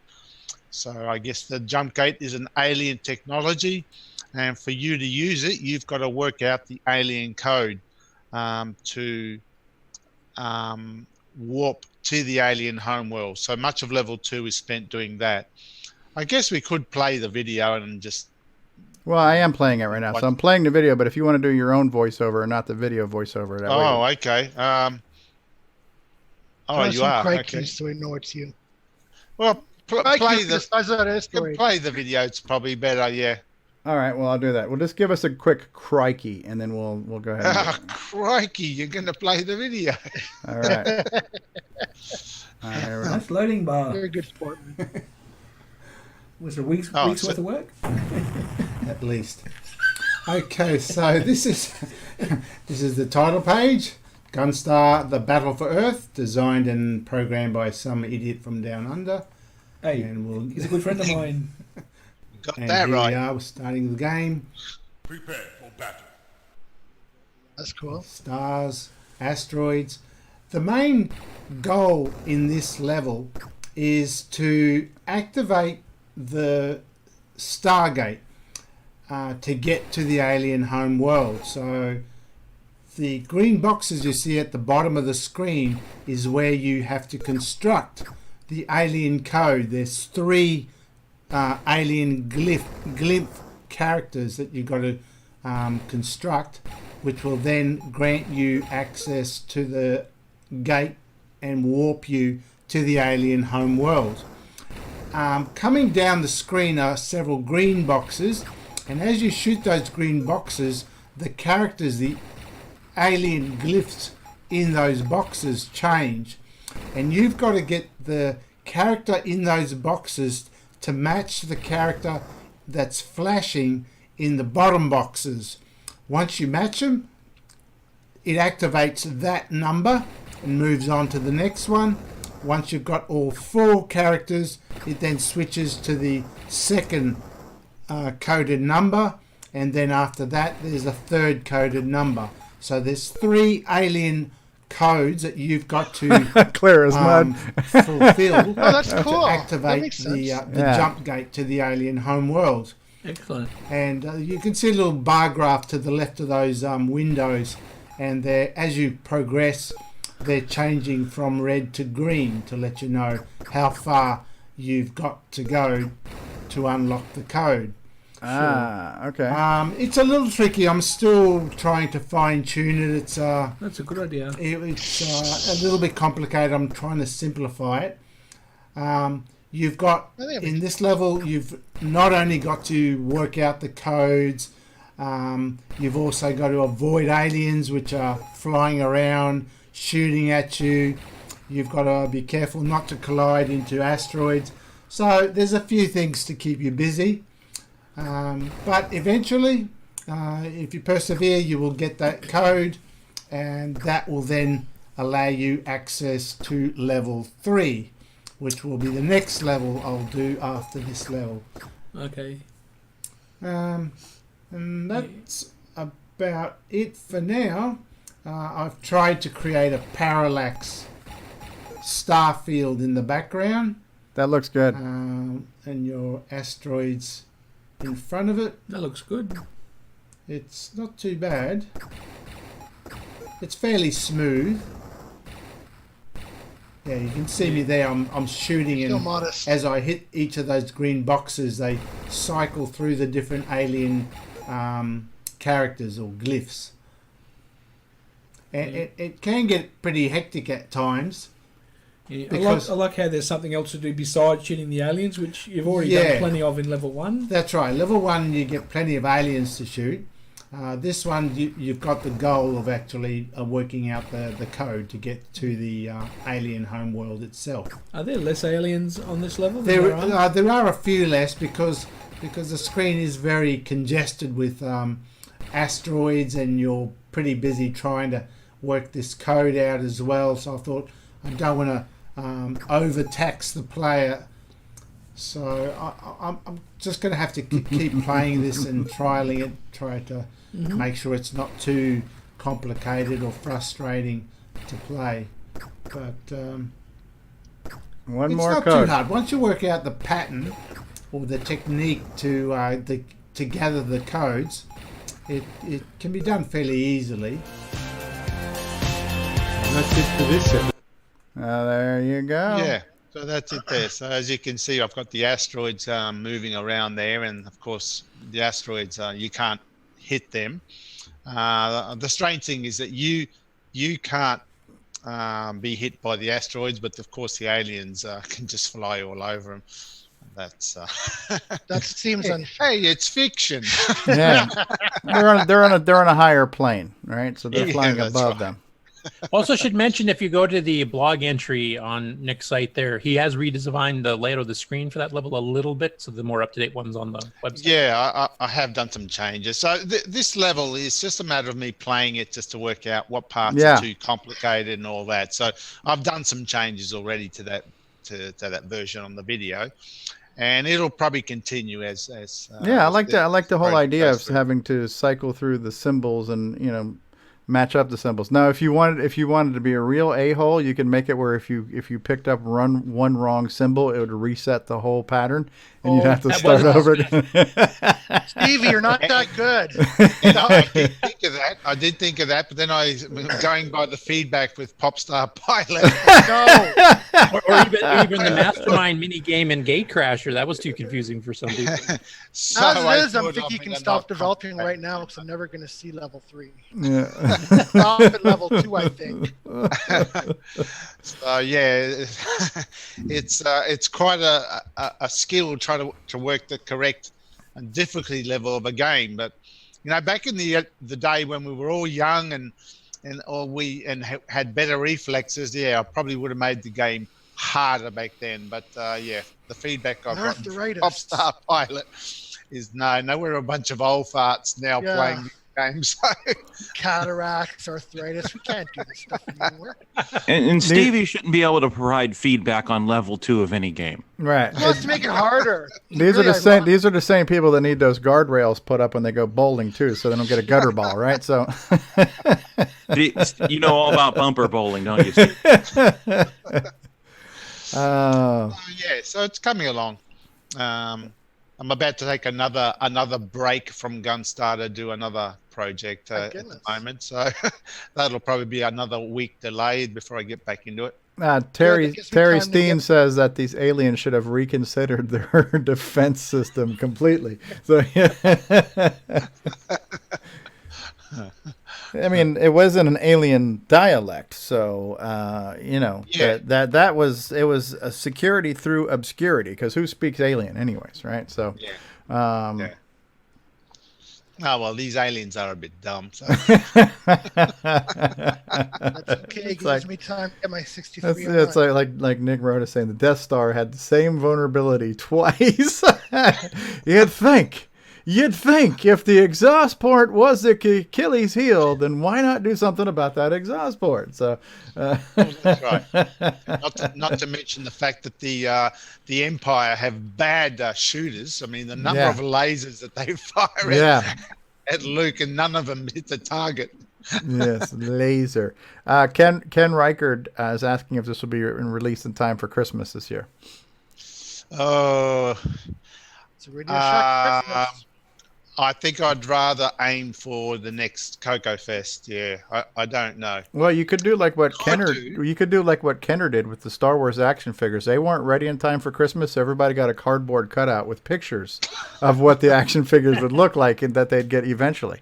So it'll be ready in time for a Christmas. Yes, just not which one. There you go, kids. Stare at this cardboard for about 9 months. That'll hold you over. So yeah, I think Christmas might be a bit pushing it, considering I keep adding things all the time. And you have all these side projects. So my side projects, yeah. So really, I'm producing a lot of stuff. It's just I'm not producing that one thing that people are waiting for. Yes. So Terry Steen says you should consider running a programming training camp at the next CoCo Fest. So. Or a game playing training camp. How to get to level 2. How to get to level 2. Good stuff. Pilot technical guide. Okay, our VCF guys, are you still there? Mikey, Rob Inman, do either of you copy? Okay. Well, I got an idea. How about doing a cheap semi-graphics knockoff of a game where you go through a forest of snowmen? Could you possibly do that and have it in time for Christmas? So, I could have that ready in a week. What a prick! I'll do it in OS 9. In OS 9 RSB, right? So, I don't know if we lost our California feed. I'm not sure if the satellite uplink is what's going on there. All right. Well, we've had news. We've had a segment. What else? What else we need to talk about? I have a couple of things I wanted to follow up on the tail end of last week's show, but I want to see if you guys have. Is there anything we haven't spoken about? Because we're under 3 hours. So it is summer. It is summer. Yeah. So anybody else have anything they want to talk about this week for this week's show? Anything you want to discuss? Get out there. The silence is killing me. Do we want to roll the footage from Cleveland? We can do that. Yeah, let's do that. So let me just say one thing. So I wanted when you guys were wrapping up your discussions on CoCo memories, favorite CoCo memories. There was one more I wanted to share, and I was trying to get in and towards the tail end, but it sounded like Steve was in a hurry to end the show. So I was like, well, if you're trying to save time, I'll save it. But I had another memory. So, and it has to do with the schools that I went to. So when I was back then it was called junior high, but I think they call it middle school now. But back then in junior high, the Apple II came out, and that was our computer class. So the computer class were run on Apple IIs, and this is where my disdain for Apple people goes back to, is, you know, junior high school. All of a sudden, the one or two kids who were able to have an Apple II at home were really snooty, and I've always not liked Apple people since then. But They were rich. yeah, so you know, I kind of throughout high school and junior high school, the Apple II kind of dominated the South Florida public school system. And the takeaway from this was, and I was always telling the instructors, you know, I got my color computer at home, and the things I can do in that thing could run circles around this Apple. I could do things in BASIC that are just would blow your mind. You know, of course, nobody believed me. Well, after, like, maybe the year after I actually graduated from high school, the junior high school that was all Apple, they switched to color computer 2s. So now the computer lab was all CoCo 2s. And they actually asked me to come back and talk to the class about the color computer. So now I'm kind of like the alumnus, and I'm the CoCo 2 expert, the color computer expert. So I came to class, I showed them, and at that time, there was the game in Rainbow that had some machine language code where you had like the 4 different screens that were scrolling in 4 directions at once and stuff. Marathon. Yeah, and so I had brought that into class and showed them that. And everybody was blown away. Like, oh my God, this is in BASIC? This is so cool, and the things you could do. And I was showing off like my demos and showing off like Musica and all the stuff you could do with the CoCo. So it was kind of cool, even though it happened a year after I finally left high school. But for the CoCo's revenge to kind of happen in the school, got the CoCo's, and I was able to show the class and the teachers just how awesome it was. And everybody's like, oh my God, this is so much better than the Apple and all this other stuff. So that was definitely a shining moment in one of my CoCo memories. So let me find Jason's. Now, Jason, what is the name of this event again? Remind me. You told me and I forgot. Yes, I've told you and I forgot. It's it was the Cleveland CCAC show, and the CCAC stands for Classic Console and Arcade Gaming. Okay. No, I don't know how that. CCAG. I'm sorry, it's hard to read. It's a very odd font that they use. But anyway. Right. As soon as somebody starts to say Cleveland, I almost am waiting for you to say Steamer. But we are just going to leave it at that. And I'm going to bring this video over here to the screen here where Zoom is. And then if you want to, at any time, if you want me to pause it so you can explain what we're looking at or what's going on. Like the first thing I see here, this looks like a PC in a suitcase. Have I got that right? That's what it appeared to be to me. It's, that's one heck of a luggable. Luggable with the screen though, but it's got a flat panel screen. Right. There's your power supply, there's your motherboard, there's your hard drive, you got your IDE cables. It's just, yeah. I think they were playing Duke Nukem on there. Yeah, I'll turn the volume down just a little bit.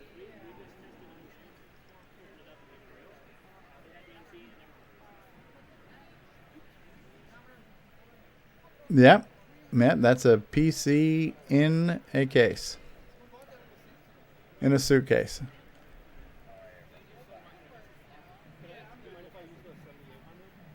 Dude, Nukem 2. Yeah, 2.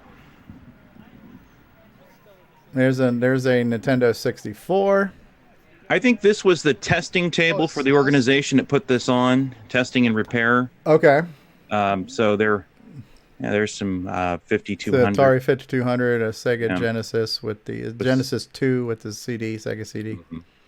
Terry Steen says that's Maxwell Smart's laptop. That's a PlayStation, Sega Saturn. There's a soldering station for Curtis. There you go. So he wants to curl his hair.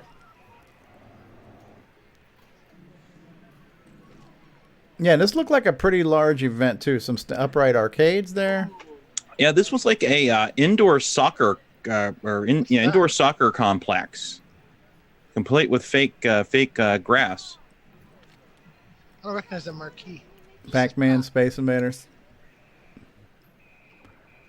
Multicade, playing Joust, Ultracade, powered by Quantum 3D, huh? Evidently. Is there a quantum computer in there? Vanguard, what a great game that was. And here's a arcade 1-up, the 3. It's just not the same. You know what I mean? When you look at the size of that cabinet next to that cabinet. Right. And there was a table right there that was a podcast there at one point, but they were gone by then. I wonder how people do selling Funko Pops at these events. I wonder if they sell a lot of them. I see a lot of people selling these things. There was definitely a lot of them for sale. Yeah, real pinball machine. I can't wait for the Stevie Stroh Funko Pop. Yeah, right. Oh, look at there's some arcade, the marquees. So if you're doing your own cabinets and stuff, they had like parts for that. That's cool.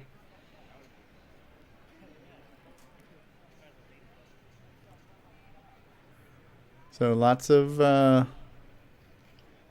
console stuff, yeah. Lots and then comic books or look like magazines or what the hell? Okay, Sega Genesis games. This was the Commodore table. Commodore cable, $80 for a Commodore 64C. That's not bad, and it works. Oh, that's pretty good. What's the deal on the Commodore 64C? Was it any less of the machine, or did it have a different SID chip or something, or what was the deal on that one? Was it just cost reduction? I don't know. Cost reduced, I think. Yeah. Okay, same SID chip. I think so. Yeah. I like this machine here, and I think you got some good zooming in on this little CRT. But what was this? This is the portable Commodore Luggable with a built-in color monitor and keyboard and a floppy drive, all in one. What were they called? SX64. Yeah. Okay. Yeah. And so some of the guys in the Florida Retro Club have these, and then of course it had to compass it out so you could put a real monitor on there. I'm waiting for that monitor to come tumbling off that. Yeah, right. That looks like something. No, he's got a paperback book under there to stabilize it. It should be fine. So that's right. Legit. Paperback shock absorber. Yeah. It could be worse. You could be plugging a multi-pack into a multi-pack. Yeah. This GEOS. I saw a picture. See, look, that's a pretty clear picture there of that CRT, but I think he comes down here and gets a close-up of this one, too. That's pretty sharp for that small CRT, you know. The high dot pitch. Think of floppy disks. David Ladd would be happy. There's your GEOS. What does it stand for? Graphical Environment Operating System or something like that? Sure. It's one of the first shells. What did it properly stand for? I don't remember. It's something like that, and it was actually across platforms on the Atari ST. And yeah. It was kind of like G Shell, right? Was this really a launcher, right? It wasn't really an operating system, right? Okay. So here we've got some pretty cool artwork here, some prints and stuff. That's cool.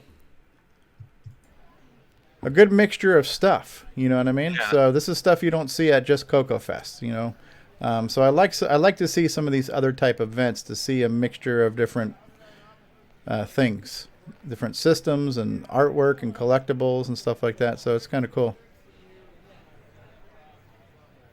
Hey, there's a female, female sighting. So, yep. Another female. There's some kids, so some of these nerds are reproducing. So that's a good sign, right? So this is actually the Digital Dinos booth. Okay, yep. He was at the first Handy Assembly. Yep, he was. He said he was there last year too, Tom. And I guess he's planning on attending this year. Okay. This was my favorite booth just because they had candy. Frogger. Yeah, what are those, little Snicker bites or something? Yeah. All kinds of fun. There's Tom. All kinds of fun size stuff. There's that's on a IBM XT, playing Lode Runner. Mm-hmm. Frogger on a TRS-80 there. Yeah. It's an Apple II GS there on the right. Yeah, an Apple II GS just to the left of that. It's an Atari 800. Yeah, I think I couldn't figure out how to start the Frogger game. I think I tried. I just I don't know.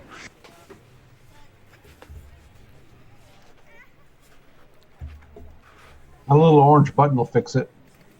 The orange button. Yeah, I gave up on that. I'm like, I don't remember what button.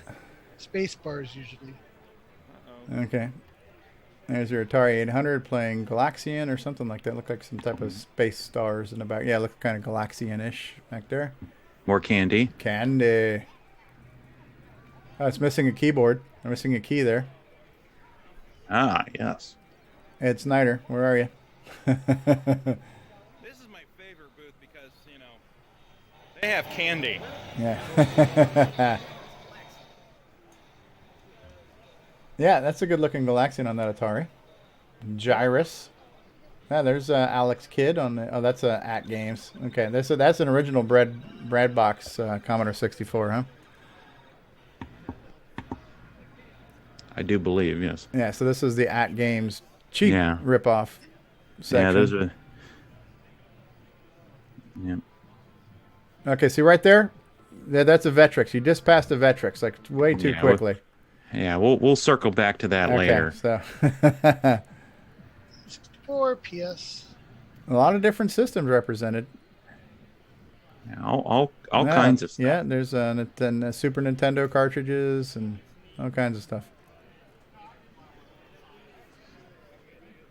All those cartridges were for sale, I'm assuming? Yeah. Okay, so this is cool here. This is a digital pinball machine.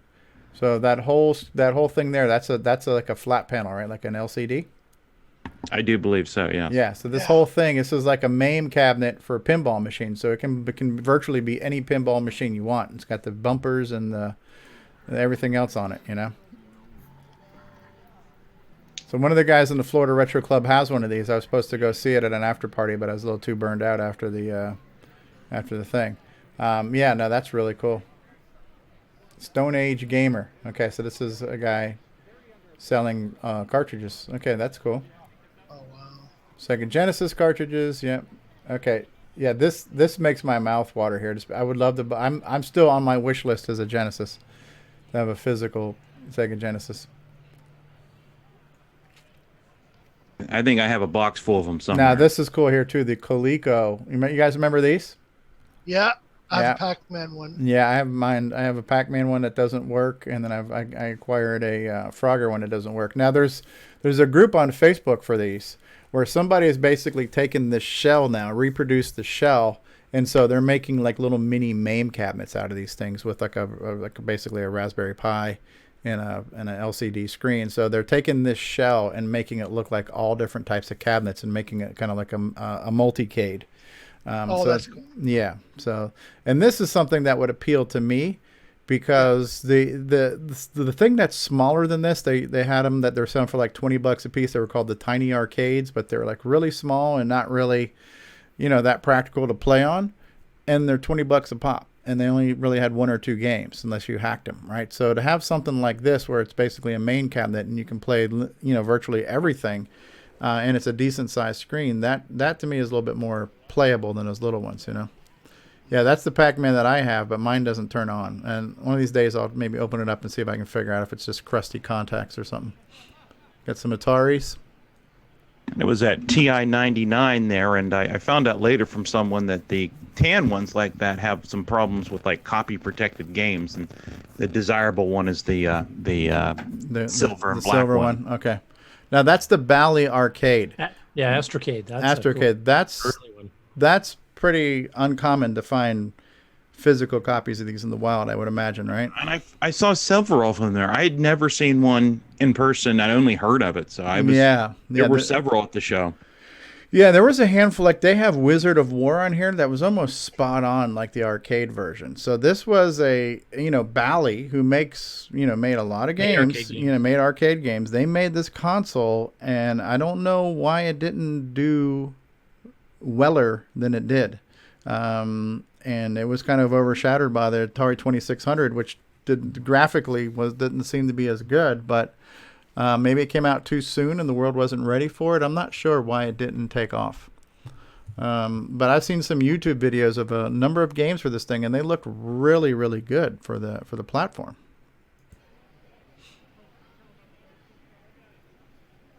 .32X, biggest waste of technology ever. There's a Vectrex cartridges. Vectrex cartridges. Now these maybe are these some newer brew games or are these original old ones? I'm not that familiar enough with the Vectrex to know. Yeah. Okay, here's another Bally Arcade. That's a good looking box there as far as this being in good physical condition. Odyssey 2, Magnavox. Another really good system. Is that the one that had the Munchkin game that was kind of like a Pac-Man clone? Yeah. Right, and that was like the only good game for it. And I never had that game. I don't think I have my Odyssey 2 anymore. It had a couple of games that weren't too bad, but yeah. Now this is interesting here too, because they were looking to make a new Atari after the 7800. I forgot what it was going to be called, and I don't think Atari ever produced it, but it did show up in this Sears Tele Video Arcade too. So wasn't that like the Atari's 2800 or something? Something like that, yeah. Yeah, I've got a Telegames Light Sixer cabinet that's got the wood grain on it and everything. Yeah, so that's the trackball. That's the trackball module for the ColecoVision. It had the holders here to put your two controllers on here, and you had a trackball. I think it came with one game, which was like, oh, is this the Atari trackball? Never mind. That looks like the ColecoVision one. There's the box right there. So that's the Atari 5200. Okay, yeah, ColecoVision had one like this too. Yeah, that's not the Atari one there. That is something else. I think the box is just behind it. Okay, so oh, I see. Yeah, that box is different. So maybe this is the Coleco one. I think so. Yeah, ColecoVision. Yeah, it is. ColecoVision, Controller 1, Controller 2. And I think the game that came with it was like a snake game or something. And I'm not sure many other games supported it. It'd be interesting to see if like Centipede would or something, you know? Yeah. Now, what is this? What is this? It's an Atari XE without a keyboard. Okay, is this somewhat rare? I don't think it's all that rare, but there seems to be a lot on eBay lately without keyboards for some reason. Okay. But I guess it was a computer/video game system. It was another one of the Atari line. I don't have one. That's something I'd like to add to my collection at some point. Okay. Mikey, you guys back? We had lost you for a while. I apologize for the noise. No, that's okay. Yeah, I'm back if you want me. No, okay. Well, we're finishing up a video with Jason, but I'm glad you're back. So we'll get to you hopefully in just a few. We're looking at the Cleveland. What was it again? And a whole bunch of classic console and retro gaming show in Cleveland. You don't even know. Retro arcade. Yeah, it's such a name. It just rolls right off the tongue, doesn't it? CCAGSCFRPQ. Okay, so this is a super compact Super Nintendo. This is like kind of like the PS1s that came out later, kind of cost reduction models. Mm-hmm. There's the Vectrex with no software on it. Yeah. There was actually the video game store in Springfield. I went there after Tandy Assembly, and they had a Vectrex set up for sale, and it's kind of an overview. It was quite a large event, and by this point it was a lot less crowded. When I first got there, it was really packed. You couldn't move. But honestly, this is more people than you would get at a CoCo Fest. There's more than 120 people here, even in this situation, right? So and it's thinned out quite a bit. Yeah. So this is CoCo Fest is one piece of hardware. This is I get it, but I mean, this is kind of just showing that there is a pretty good, on a national level. There's a good interest in people who want to come out. Retro community. Thriving retro community. People want to come out and see. I just realized too, I'm still showing Game On down here on the lower third, which doesn't need to be here. Technically, this would be considered an event, and I don't know if I have a thing for event, so we'll just call this news. Anyways, yeah. So there's a lot of people here, and retro's big. Yeah, I did give Tom a hard time. It's like, you got a TRS-80 model 4 or 3 or whatever it was there. But where's the CoCo? Okay, as seen on Ben Heck's custom, whatever. This is a Ben Heck custom Atari 2600 portable. This is made of real wood. That's cool. And it's got a screen, and it's got a 4-directional D-pad and fire button select. So this is kind of cool. It's almost like what do they call that thing now? The Switch, like the Nintendo Switch, but it's a portable, homemade portable that plays physical Atari cartridges. That's pretty cool. There's a handful of them, huh? Different homemade kind of portables. Yeah, I thought that was interesting. What did he say when he asked about the CoCo stuff? Look at this. Were you aware of this? Johnson & Johnson, the people who make baby products, presents Tooth Protectors video game. I had heard of it before. It's pretty rare. Made in Taiwan. Yeah, that's that's like the 7-Up game that came out years ago. Spot. The Pink Panther. Is that a rare one too? That is something that was never released, and from what I've been reading, it required like a special cartridge, so it's not very easy to emulate or something there. So there was, I guess, there were a few reproductions made, but they were quite expensive. So I saw again here this Ultravision Karate with the handle on it. I'm assuming these are all very uncommon cartridges that we're looking here. That's why they're right. That's why they're in the case. I guess that's why I took a look at I only heard of some of this stuff. Yeah. Interesting. Answer Software Corporation presents a video game for the Atari 2600 system. Malagai. For 1 or 2 players, help Commander Harrington Cragg of the Starship Endless Search escape a hot pursuit of Malagai, a game that offers different playing speeds and strategy levels that is sure to challenge your mind and skills. Get ready to enjoy a action. Get ready to enjoy the action. This is the first of Answer Software's new and exciting series of video game cartridges designed specifically for user programmability. Copyright 1983, Answer Software Corporation, huh? Right when the crash happened. Yeah, right? All right. Congratulations, Stevie. You passed the vision test. Yes. Video Computer System Portable. Interesting stuff. Now, this looks like some 5200 cartridges, some 2600 cartridges. Intellivision Computer Module. We talked about this, right? So this is something that was produced but never sold to turn your Intellivision into a home computer. I don't think there are too many of these out in the wild, and this box is pristine. Turns your Intellivision master component into an entertainment computer system. All right. Computer adapter with built-in basic additional 2K of RAM and 12K of ROM and 3 more sound channels. 49-key computer keyboard. Wow. This would have been the predecessor to like the Atom computer for the ColecoVision, you know? I wonder what the basic would have been like. If it would have been a Microsoft Basic or a Star Fox. All right. Was that Star Fox Look at this. This is cute. The kids dressed up as Mario and Luigi. Yeah, there was a bit of cosplay. A little bit of cosplay there. Right? Dressed up. Yeah, and they're playing. Okay, Atari Video Pinball. I bet you they're young and spry enough to get to level 2. Yeah, right. Now what is this? Okay, this looks like an old Pong system, huh? I remember that. Yeah. A lot more cartridges. Sega Genesis. Not the first version, because the first version had Altered Beast, so that's the Sonic pack-in. They want $100 for that Saturn. Wow. $60.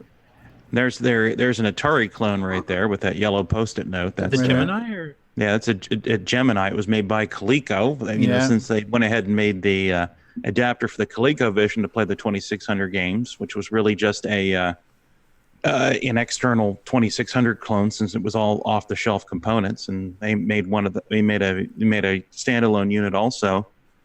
And funny story, right above it in the box is an Atari Flashback 2, which I went back later and purchased. Okay, for $12? It was like $18. Well, it was $18, and this was the same fellow. I don't know if I got it on video, but I found 2 CoCo ROM packs on his table. It might have been later that I spotted them.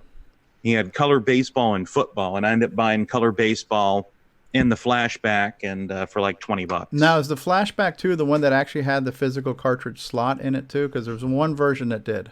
It can be added. It was this is the only one that's an Atari on a chip, so you can add a cartridge slot. Okay. So that's kind of one of my projects. If I ever get to it, I'd like to add the cartridge slot to it. Gotcha. Yeah, I'm not sure if I got the. I think I may have spotted that after I shot the video. There's Zaxxon, the official Zaxxon. Look like 2600 cartridges, right? The official Zaxxon, $8. And I was wearing my CoCoTALK T-shirt, and the fellow that had the Flashback actually, like, "Oh, I've been to your website." Like, I'm sorry.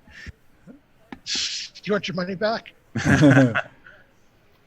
Ultra Pong by Atari, huh? Ultra Pong. Ultra Pong, yeah, doubles. Console, Atari 7800, huh? Look at this. This is Atari toilet paper, huh? This looks like Right. color printer platter. So, cool. Changes the color. Kind of like the bargain bin here I was looking at, I think, at this point. Yeah. Oh, no, that was later.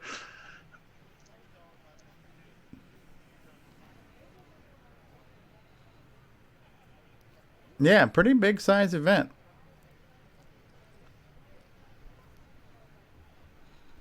Yeah, I'd probably do it again next year, although I'm almost tempted to, set up a CoCo table, but it's like $50 for a table. They've got for this Xbox event. One there. How vintage is Xbox One? As vintage as you can sell it for, I Yeah, guess. it did Well, come they had out. a GameCube too, so Yeah. that's pushing the boundaries, I think. But it's, I That's don't know one what that is has the red ring of death. Maybe it's one of the rare ones that's still working. how old is retro?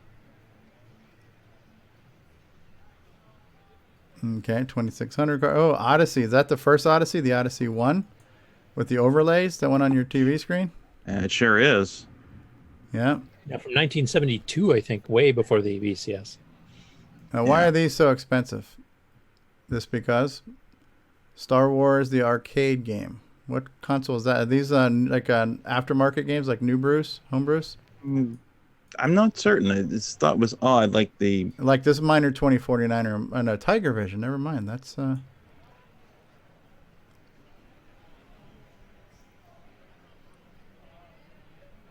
yeah, pretty big event, man. Yeah, there's a girl in a princess dress, a little bit more cosplay there. Albums. The guy there, is that vinyl? Yeah.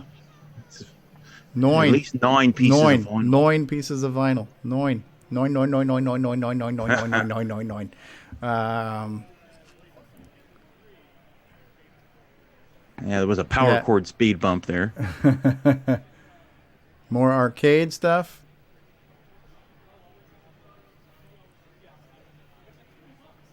Multicade.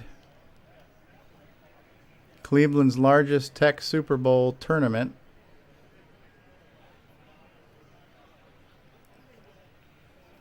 So it was all in one room, though, right? So we're basically looking at the event, right? Yeah, it's like an indoor soccer So field, it's kind of like, this is kind of like the exhibitor half of CoCo Fest, but just bigger with a lot more people, right? Whereas CoCo Fest had the exhibitor hall, and then there was like the presentation hall. Were there any presentations or speaking engagements here, or is it just kind of like this flea market? Just kind of like the show there, the flea market. Yeah. They did have a prize drawing earlier, which was quite loud and hard. The PA system wasn't the best in there. Oh, there's Tom again. Yeah. And eating some of his own candy there. And nothing wrong with that, right? My favorite booth. I had to come back. There was candy. Yeah. Load Runner. Can hear all the shooting sounds in the background there. Cool, man. Yeah. Looks like a damn good event. Yeah, this was during a heat wave too, so it was air conditioned, but it was quite warm. Was this a 2-day event, like a Saturday and Sunday, or was it a 1-day event? Just a 1-day event. When I got there was I had to make my own parking spot. It was really packed.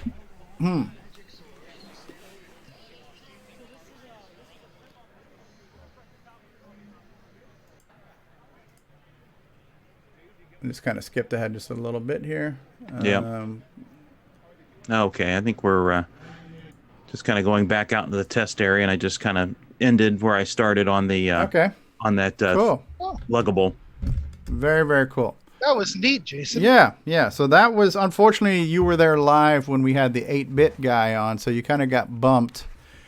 And my phone battery wasn't going to take it much longer. I mean, for a lesser-known internet celebrity, he's no CoCo man, but you still got bumped nonetheless. Now we have How many switcheroos does he have? 0. Mikey, are you there? Thanks, Jason. That was awesome. Yes, I'm here. I'm digging through a box. What is this a now? box of cables. A box of cables. Box of cables. They're Live $2 coverage each. of a box of cables. I'm trying. Yeah. Okay. This is one of the sales rooms. I have not been in this one before, so it looks like there's a lot of interesting stuff in here. Okay, like so Apple IIc, Mac Plus, Apple IIe, some other stuff. I don't even know what's in here yet. This is a brand new room to me. okay, and this is a little different than what CoCoFest does. Where CoCoFest doesn't have an auction. This is a consignment room where if people want to sell stuff, they leave it in the room. Somebody will buy it, and the event will take a commission, and you get the rest, right? Something like that? Yes, exactly. All right, so that's kind of still how they get some money from these sales, but you don't sell anything in the exhibit area. There's no real vendors at a VCF, right? You're out there. Oh, what's that? What's that? Look what I found. Hey, what is that crap cable? True. And a Wallaby cable. Crikey! There's actually some CoCo stuff here. Yeah, that's. There was some more earlier, but it looks like it's wow. It's gone now. What do they want for that Apple system with floppy? Go back. What is that going for? Which one? Right there. Right This in front one of here? you. Yeah, green screen. It says Apple IIe enhanced 128K with a disk controller 300. With the monitor? Yeah. That's not with bad. With the Apple III monitor. That's not bad. Really? Well, I you mean, shouldn't say that. Okay. No, I'm just kidding.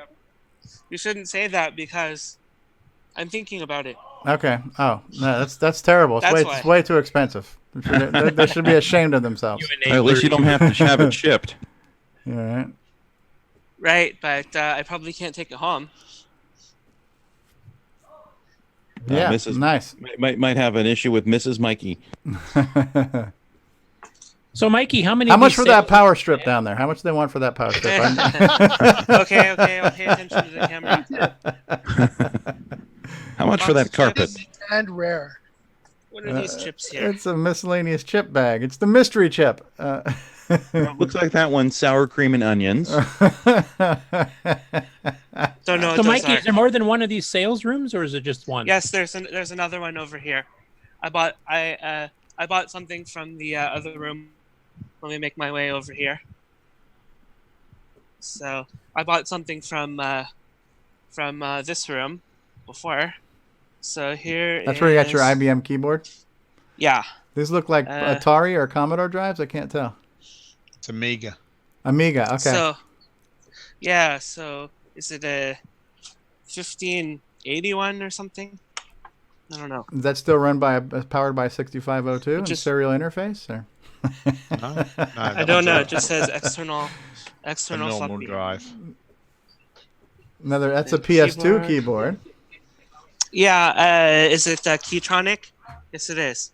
An actual Keytronic. I don't like the enter key in this shape. I have one of those. It's brand new.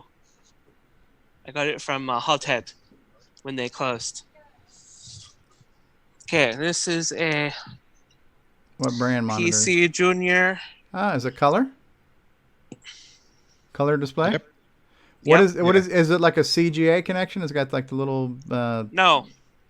PC Junior has this connector. Oh, okay. So it's because it's got the 60-color Tandy mode, same as the Tandy 1000 did. Right. But I think internally, it is basically a CGA monitor. Okay. For all intents and purposes.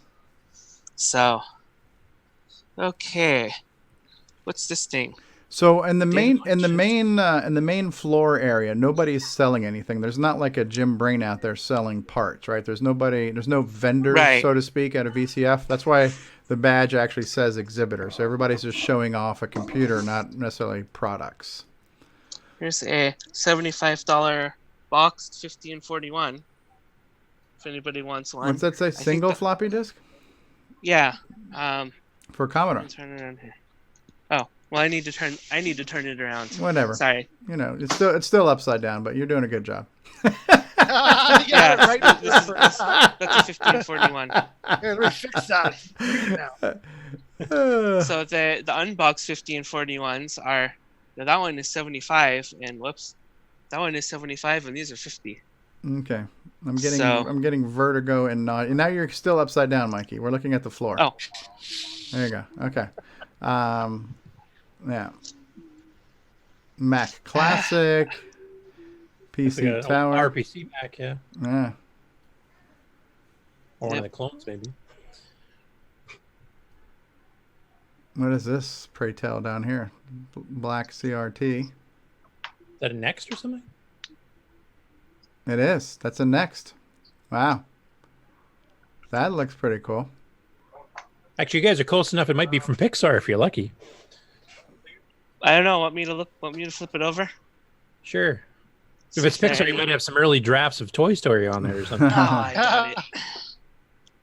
I don't see any. No asset tag or anything, huh? Any asset tag or anything on here. So. Now, if it had a New York Times asset tag on there, it'd be worth at least $300. Oh, yeah. For years to come. Time. Floppy Central. Yes. David Ladd. David. That's pretty much it. David Ladd. This room. Yay. Cool.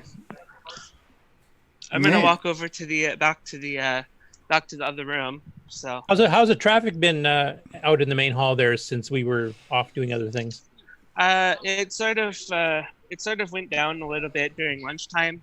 There wasn't really that much activity, but I think right now it's starting to pick back up.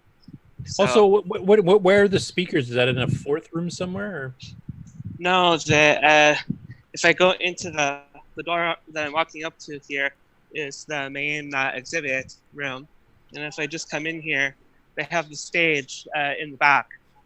Oh, okay. So the entire show floor can see the speakers. Right. And there's only one show floor as far as exhibits with computer systems, right? That's correct. Okay, and it's pretty damn good size, though. Yeah, those sales areas are down the hall. Yeah, that's pretty good arrangement, right? So you basically have all of your exhibits in one room. Speaking is still taking place there, and if you want to buy some stuff, you can just go in another room. So it's kind of compartmentalized, right? So the show floor, there's some sales areas. That's a pretty good setup. Yes. Risky business. So are the B boxes there? Spark laptops. Wow. Did we see? Yeah, we lost Mikey. Mikey, you still there? And he's back. Did we see the Monster 6502 earlier? No. No. So basically what this is this board contains a 6502 CPU, which is made out of individual transistors. Okay. That's why it's so large. So the microchip has thousands of transistors on it. Right. Well, if you actually use the, not the microchip version, but if you buy these are surface mount transistors. If you buy all the individual transistors and make a circuit board, that's how big it's going to be. Interesting. And it's actually a lot slower because it takes longer for the electrons to go from one place to another. Right. So you have an advantage of being on a chip and having things closer together. Right. Because the speed of light is not free. Right. So there's your physics lesson for today. In the summary, there is a way to make the 6502 even less efficient. Let's make it bigger. Right. You can't be beautiful if you can't be optimized. You can be big. just to make a comment, this guy in the white T-shirt is I think Leonard Tramiel, who's a relative of the guy who owned Commodore. Jack? Yeah. Jack Trim. Yeah. The guy who started Commodore or Apple? Which one was it? Well, he was at Atari and at... Yep. Or depending on what time span. Started Commodore and then went to Atari. We're back at Unix Row. That's not that interesting. It is to me, but yeah, I'm anxiously waiting for this podcast to end so I can actually talk to these people. Well, you then end it. We're about ready to wrap up Sorry. the show, anyways. But we appreciate you, and it's kind of good that we close out with this too. We were wrapping up. Tim to say hi before we go off the air. Yeah, it'd be nice to hear from Tim and Mark Overholser since we haven't really got a chance to speak to them. Oh, okay. I can stick this. I can stick this in their face and they Yeah, can I was gonna say, just don't say where the sun don't shine. So, well, it might jar them awake. Who knows? Well, he's in California. The sun's always shining there, right? So, all right. You want? Tim is unfortunately a little bit not feeling that well. okay. I'm sorry to hear that. I'm not gonna. Hey, I'm not Tim. gonna bother Tim that much. They really want to talk to you. CoCoTALK. Ask him if he's playing. Ask him if he's playing Daggerath. They want to know if you're playing Daggerath. If you're playing Daggerath like an idiot in that book. He said he's playing tons of Daggerath like an idiot in the book. So, Mark is currently demoing. Okay. But you want to talk to them? Yeah, because we're wrapping up the show.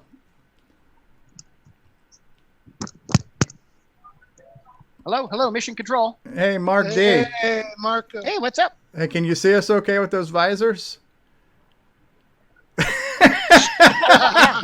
We're good. Hey, thanks for putting us together and then doing this, Mark. We didn't get a chance to talk to you all day today, but you having fun? No problem. Mikey and I have just been having a good time. We talked about this last year saying, we really need to do something for the CoCo. Yeah. And here we are. And you've done. How busy has the booth been since you've probably been at the booth more than? I think it's way busier than last year. Has it been busier? Oh yeah, we've talked to 100 people, 200 people. Wow. It's been a lot. That's awesome. awesome. This is what it looks like right now. Yeah, this is the CoCo Corner. There's a lot of people here. This is great. Yeah, this is exciting, honestly, to have all these people that probably weren't that familiar with the system or weren't familiar with how many modern things we have for it now to see that. Yeah, there's 7 here right now. Mark, I was going to ask, from your talking to the 100 people or so that have been there, how many are former CoCo owners that are familiar with the platform and how many don't really know much? I've talked to probably about a half a dozen, 9, 10, just myself. So, or people familiar with it, at least remember it. So, but I was just talking to a guy here a moment ago when Mikey came up who had a CoCo 3 back in the day, the disk drive. Yeah. Oh, cool. Well, we get some of them back into the community. Oh yeah, we're working on it. Recruit them. It's like we've been promoting CoCoTALK and the TRS-80 color computer group and great. All the products we have on display here. Just remember, if you get somebody to join, you get a toaster. So keep working at it. So they said we could offer a free toaster if we get them to join CoCoTALK. And has there been many complaints about how slow the boot up of ease of use is because of all the darn fonts I load? We had a lot of people come in on that too. Remembered OS 9 and going, "Oh yeah, this is nice." Neat. Well, thanks for you guys all doing this, man. This is really cool. You're welcome. Thank you for helping us out tomorrow, here too. Right? Yeah. You guys gonna be there tomorrow? Yeah, we will. All right, so let's chat in Discord, and maybe I don't know if anybody's available to stream tomorrow. If we want to do a second showing, I have family commitments, but I'd love if you guys want to show off day 2. If anybody's able to broadcast it, I think it'd be great. Cool, Pac-Man. We're unplugging stuff. What's going on? Oh, he's moving the joystick around. Okay. Yep. I was just going to ask, is he going to plug a multi-pack into a multi-pack with the power on? Cool. This is exciting, man. It's great to see this much CoCo at this. This is a big event. I've had 3 people say, "Wow, I didn't know there was this much CoCo stuff going on," or "Wow, I didn't remember seeing this last year." It's like we didn't do this last year. Right. Very cool. Very cool. Well, thanks, guys. Much appreciated. Yeah, much appreciated. I guess back to Mikey. All right. Yeah, or we can say a final log off with Rob if he's available.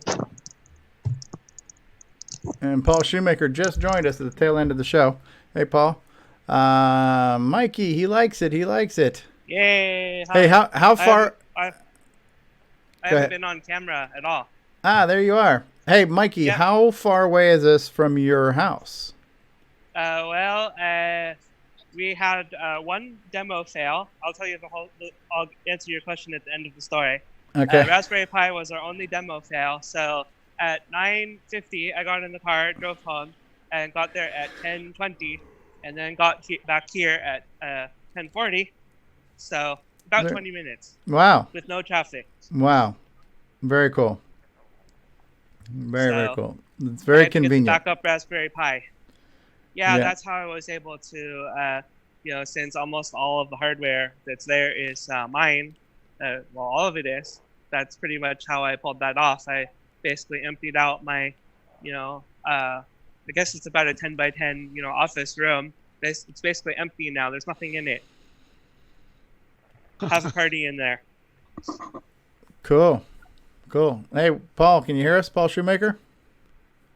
Yeah, hi guys. Hey. I think I missed the whole thing, didn't I? You did, but you'll be able to watch it on replay. So that's what I'll do. And you can demonstrate your new keyboard for us too. Yeah. Oh yeah, it's right back there.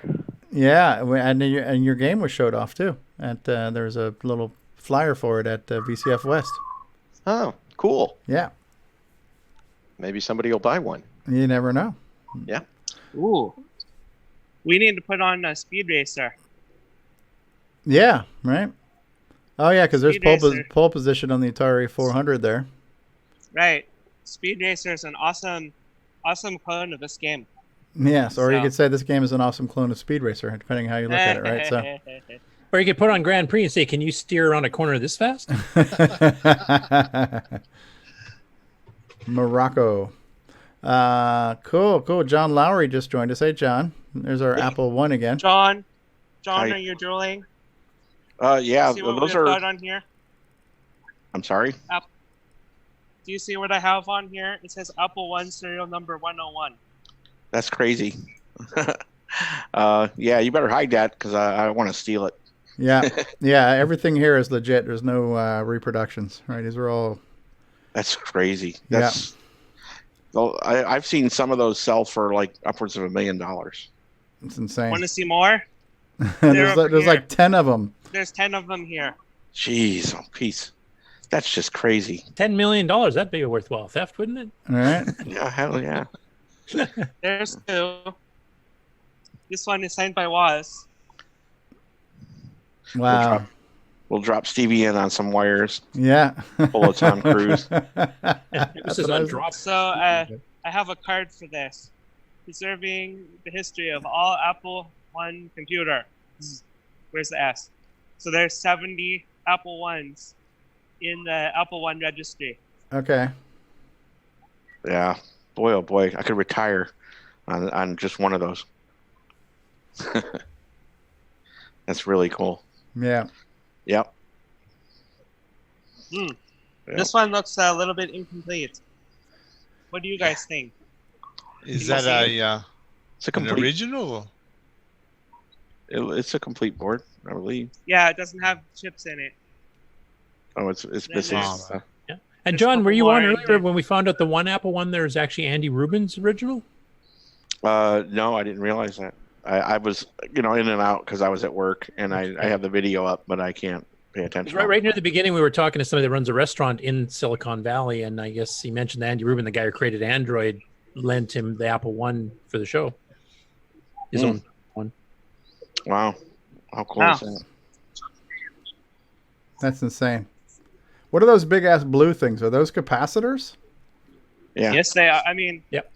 The power supply, there's the transformer section, and then those are the capacitors and the power transistor. Christ. Yeah. You had to build your own. You had to build your own. The power supply. Build your own power supply. Yeah. Note the 2 fans just the behind 2 it. fans blowing on it. Yeah, the two fans are keeping it cool. Yeah, the first Apple computer didn't come with a power supply, board, RF modulator, case, keyboard. That was all separate. Those were add-ons you had to go find for yourself. They didn't sell that stuff. And wasn't it the very first time they put it on sale was $666.66, and some people thought that was satanic? That is what I heard. Yeah. Yeah. But it was because Woz it's kind of freaky about repeating digits. That's where that came from. And he didn't know. He's not religious. He doesn't know about the side it of the. looks like at this table, they're doing repairs. Wow. They have, On an Apple One yet? Wow. this That's one cool. is undergoing repair right now. It seems like. Wow. That's awesome. That's pretty cool. I'd be scared to try to repair something that's worth $1 million. Yeah, me too. So here's a question: if you had to replace one of those components because they were bad with a newer component, does that decrease the value of it because it's not having the original actual chips? Maybe. I wouldn't think too much though, because it's still it's still an original board. Yeah, and I have seen like in the auction houses, the ones that are functioning Apple ones, because quite a few of them are dead for whatever reason, have been going for a lot more than the ones that are just the board that doesn't work. Interesting. That's absolutely crazy. Yeah. Great show. Great show. Oh, I'd love to be there. Yeah. John, you would like this too. Yeah, the Pippin. Oh, the Pippin, yeah. Apple's I think this one and one's only actually running. Oh, their game console? Yeah. Well, it was kind of like a RPC game console, wasn't it, if I remember correctly? I believe it was developed by a different company, but Apple, the company that developed it, didn't manufacture the units. They just had a standard, and there were other manufacturers out there. Apple was one of them. Yeah, it was a Japanese company, wasn't it, if I remember correctly? It was a PowerPC-based system. Yeah. Came out in, what, 95 or 4 or 3 or something? Yeah. In there. Somewhere in there, yeah. It was before the iMac started, I know that. Yeah, the iMac was like 99 or something like that. 98, I think, was the first. Man, it was a pet. Oh. Well, it's playing not quite a videos. pet. That's the later pet without the cassette built in and that chiplet Okay. keyboard. Okay. But it says model 8032. Is that still a pet? I'm not sure. I can't remember all the stupid That's models. pretty cool that it's playing. It's a pet. Playing ANSI video. Look at that. It's playing video. Yeah. In fact, I think the Commodore 64 is It's playing Star Wars. the video. That looks like Star Wars. It is Star Wars. It's Star Wars in text. Yeah. It's, Yeah. get a No, it close up looked on like- that. Looked like Tron. Oh, this one's playing Star Wars. Yeah. And that's all text. Tron over there. ANSI video. I'll go a little farther back. Is that text or is that some type of pixelated Yeah. graphics? Yeah. No, it's text. Looks like text. Yeah, look at that. Yeah. It's freaking that's a- text, dude. Oh, that's neat. Yeah, what's that? VLC media player has that capability you can play any video and switch to To ANSI? Like yeah, in to have text it mode? Yeah. decoded into text. Yeah. Mikey, Wow. you might have to play the video players on the CoCo then tomorrow there to kind of compete with us. I'd love to see a video player like that for the Good CoCo. idea. Oh, That Yeah. sounds like a good demo to prepare for. we have some video players on the CoCo. There's a CoCo 1.2.1 and a CoCo 3.1, so yeah, with sound. hmm Yeah, I remember seeing a video Alan Huffman did with the one that Linville wrote for the Yeah. CoCo. Yeah, the CoCo 3.1, and then I can't remember, was it Ed Snyder did the CoCo 1.2.1? Don't Yeah, copy that floppy. I remember those. Yeah. I wonder if this is on YouTube. It sounds like Chronicles sounds always like have- What was this, like a public the service announcement about pirating? The vendor, she's nodding her head, saying this is on YouTube. Okay. Presented by the Software Publishers Association. And Do you is mind it- if I turn it around? All right. You always have that on Computer Chronicles. Yeah. Don't copy that. And it was just like a bad rap song or something like that too. I don't remember. Oh yeah, this must be the words to the thing. Yo, yo, yo, don't copy that floppy. Presented by the Software Publishers. Yo, dog, where's your floppy at? Yeah. Yeah, I remember back then they were advertising, turn in your buddy and all that kind of stuff.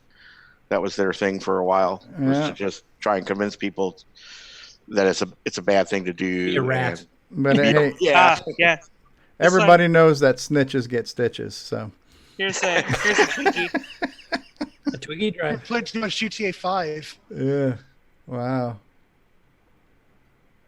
insane. Where exactly?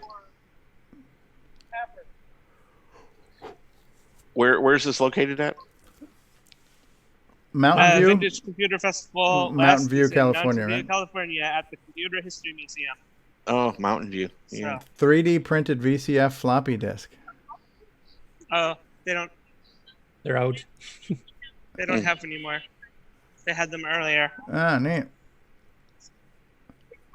All kinds of optical media, and there's been a lot of that through the years. Yeah, I think this display was at one of the ones that Jim Brain was at too. That Comdex thing, the Commodore Expo, whatever it's called. But look at, dude, those are actual floppy disks, right? That's not like a mock-up, right? That was a real thing and a real something at some point. Yeah. Like a 12-inch platter. Or something. Crikey, look at the size of that floppy. That's a beauty. So those were right. That's not a floppy. Let's poke it with a stick.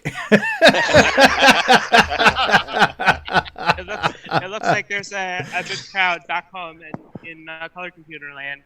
Let's see how they're doing, and maybe maybe get a few of them on the show just to say hi and see what they think.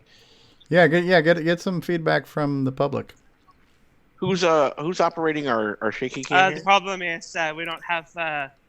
We would have to do a microphone switcheroo. Ah, okay. I don't. We Hey, didn't. switcheroo. We didn't get That's product placement right there. So. I could just take the headset off, I guess, and hand it around, but you won't be able to hear us. Yeah, then. I could do that. I guess. Not that many people, but they're both demoing. So. That's great. I mean, Tim Lindner's. You can't get a better authority on the CoCo to talk about the CoCo. Or at least Daggerath. Yeah. Hey, I'm playing Daggerath. CoCo Pie keep quitting. I think it's is it in the? Just put it on the track mode. You just hit enter. So. It's already done 7 bucks. No, Dragon. Whose Dragon is that? Is that yours too, Mikey? No, I didn't bring mine. Huh? Yeah. Sorry, I'm talking. And that's Ron Delvaux's artwork there on the CoCo Pie. Yep. FD502. Oh, that's fun. The game it ran was FD502. How about crossword? Oh, because it's a ROM. It's just cycling through ROMs. That's why. Exactly. Yeah, crosswords. How many players? Okay. Anyway, you get the idea. Yeah. Now what's Rob doing back there? Is he doing an auction now? Like he's holding something up. Hi, I'd like to talk to you about the CoCo. Can I give you this pamphlet? Do you have CoCo in your life? We'll see Rob tomorrow with his Hare Krishna. Yeah, right. Oh, this is great. Floppy from the Church of CoCo Consciousness. That looks like a slightly more modern game there that the guy's playing. I don't know what he's doing there. Some kind of Dreamcast box. Okay. Looks like box. Prince of Persia or something like that, yeah. Don't know. Yeah. Anyway. Neat. Cool. All right. Well, I think we've done enough show coverage for one show, but hopefully we can get some more going tomorrow. If nothing else, maybe somebody can just record the Zoom call and we can just play it back later, or just even just record it on your phones. And see if you can get some recordings talking to the people too, so see if we can kind of get their reactions. Yeah, that would be interesting. Very, very cool. Our both worked out so well. It's great. Yeah, I mean, you definitely could have done 3 tables, but you got a lot crammed into 2. And there's a lot of offerings here. You know, a lot of different CoCo diversity here. Yep. You got hardware emulation, software emulation, multiple systems, a bunch of upgrades, a variety of upgrades and add-ons. Yeah, I can't All think. 3 guys are busy. Yeah. So.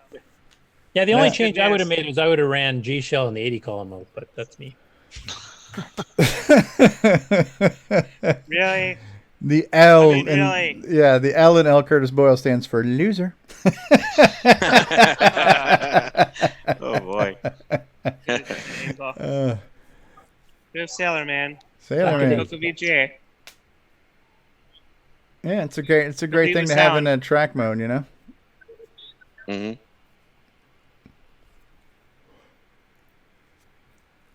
Oh, look at crikey! Look at that trash can.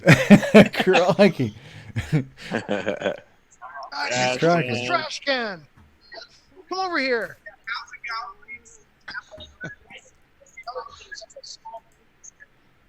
Good stuff. Good stuff. All right. All right. Well, thanks for sharing, Mikey. We appreciate it. And thanks for setting this up and bringing absolutely your personal collection to the museum. Show. Yeah. No problem. The fun thing about this is that I was concerned about what we're going to run on the computers, and Rob was concerned about that the stuff was actually going to show up. It just took me a day or two to pack up all the stuff. It wasn't really that big of a deal. Very cool. Well, thanks for doing it, man. Sure. No problem. You're definitely going to get a toaster out of this. So I'm going to get a CoCoTALK branded toaster. CoCoTALK branded toaster. That's right. For getting people to join. So, hey, there's Tim playing Daggerath. What time? Tim is asking, what time is it? It is for me right now. It is almost 6 p.m. So I mean, it's almost 3 o'clock for you guys. Yeah, almost 3. Almost 3 o'clock. Yeah. He was really asking the time. Yeah. Okay. That's why we need real-time clocks. Ah, you beat me. Hey, now wait a minute. I've got one on here. How do I open a terminal here? Date-T or something like that? Oh, is it pulling it from your PyWire? Yes. Oh no. CoCo 3 FPGA has a real-time clock on it. It's a hardware-based clock. Date-T should give you the date and time. Yeah. Is that close? Yep. Very cool. Real-time clock. And maybe we can close out with this one. Here it is, guys. The Gimme X. Ooh. Oh. They're demoing it? It's up and running enough to demo? Yeah, so this is actually a development unit. So it uses the same cable setup as where is CoCo it? VGA. There you go. CoCo VGA. So it has a little board with the 2 buttons on it. Okay. And then because they have dual monitors set up, that cable goes into the splitter and then into the 2 monitors. And that's what you get. Give me X. That is neat. Awesome. That means he must be getting close if he's got it, operational to a degree. Well, we asked nicely, and they said sure we can do that. So there's not really that much to a demo on it yet. Okay. So I did get some instructions from Gary Becker on how to use which modes do what and whatever. But a week before the fest, this showed up 2 weeks before or 1 week before. I don't remember. I didn't really have time to do anything with it. So. I mean, the fact that it's outputting VGA alone is still good, right? Yeah. So you got a CoCo 3 on VGA out of the box, so. And all the goodies will come later. Yep. All the goodies will come later. So. That's awesome. Okay. Back to Rob Inman. All right. Great job, guys. Great job. All right, so we're going to put a fork in the show. Good show. VCF West. Lots of great coverage. It's great to see not only all that other tech, but it's especially great to see the CoCo have such a great showing. Man, these guys did an incredible job setting up these tables and all the stuff. So between the hardware and the marketing and the the little flyers and stuff, man, you couldn't ask for a better layout. Awesome. I don't even know what else to say, man. This is great. Any parting thoughts? Great show. I wish it was. My only regret is that until I retire, anyway, it's at the wrong time of year for me to ever make it down there. Yeah. Good work. Well, you got all that podcast news anchor money, don't you? Well, it doesn't matter. I have high standards of living. So old guy like you got what, another week or so until you retire? Yeah, I just gotta give me one of those Apple ones, and then I can retire. That's what. There you go. Suckers offer a meal. Ron Delvaux is saying goodbye from Facebook. So, thanks for being here, Ron. Sorry you had to drop off. Nick Marentes is still here. John Lowry has joined us. And Paul Shoemaker's here. Mark Bosley's here. Jason Reichert. Thanks for the video you took of the, let's see, it's the Classic Console and Arcade Gaming Show in Cleveland. CCAGS. Classic Console and Arcade Gaming Show in Cleveland. So thanks for that coverage there. Jason Reichert. Nick Marotta, thanks for being here. L. Curtis Boyle, thanks for covering the news. Nick Marentes. Actually, do you want to sneak in a quick sneak peek at Paul's new keyboard before we log off? That's up to Paul. Does Paul want to show us his new keyboard? I want to hear what it sounds like. I haven't actually heard when Ed's being typed on. That's what I want to hear. I don't think my cord's long enough. Does Jason live in the Cleveland area? Jason lives in... I'm about 2 hours away. I'm closer to Pittsburgh. Oh, I see. All right, so I don't think my cord's quite long enough, but I'm gonna put the microphone next to it, and you guys can hear me type on it. Okay. 5150 or whatever the. There we go. Turn up your headphones, ladies and gentlemen. No, couldn't hear it there. Couldn't hear it that good. It's actually not very loud. So honestly, I don't think it's. I honestly think it's not like the old IBM regular keyboard that we're talking about, like the really loud one that Mark always uses on the show. No, yeah, it's not a Mark Overholser keyboard. I have like a. Oh, we lost your audio. We lost your audio. Sorry, I have a gaming PC right here with real clicky keys, and it's much louder than that one. Yeah. So honestly, I think it's a little bit quieter than the regular keyboard. Okay. The regular keyboard even. So yeah, we're not buying it for the noise it makes. It's more about the feel of it, and it feels good. Oh, it's fantastic. Yeah. It feels much better than the regular keyboard, and I don't think the regular keyboard is that bad, but it you can definitely tell the difference. It's the Cadillac of CoCo keyboards for sure. Okay. Cool. And I know Nick Marentes was worried about it being too loud because he doesn't like the black keys. But that was fine, actually. Yeah. Yeah. Well, you know what color scheme you chose, though. Yeah. How about let's break out into a host discussion right now and discuss our favorite keyboard color combinations. 3 hours. I got mine with the blue arrows myself. Yeah, the blue arrows. If you can kind of see over my shoulder, you can see the blue keys there. I just thought the blue arrows looked really cool. I'm waiting for Ed to bring out the plaid ones. This one goes. What is Ed selling those for?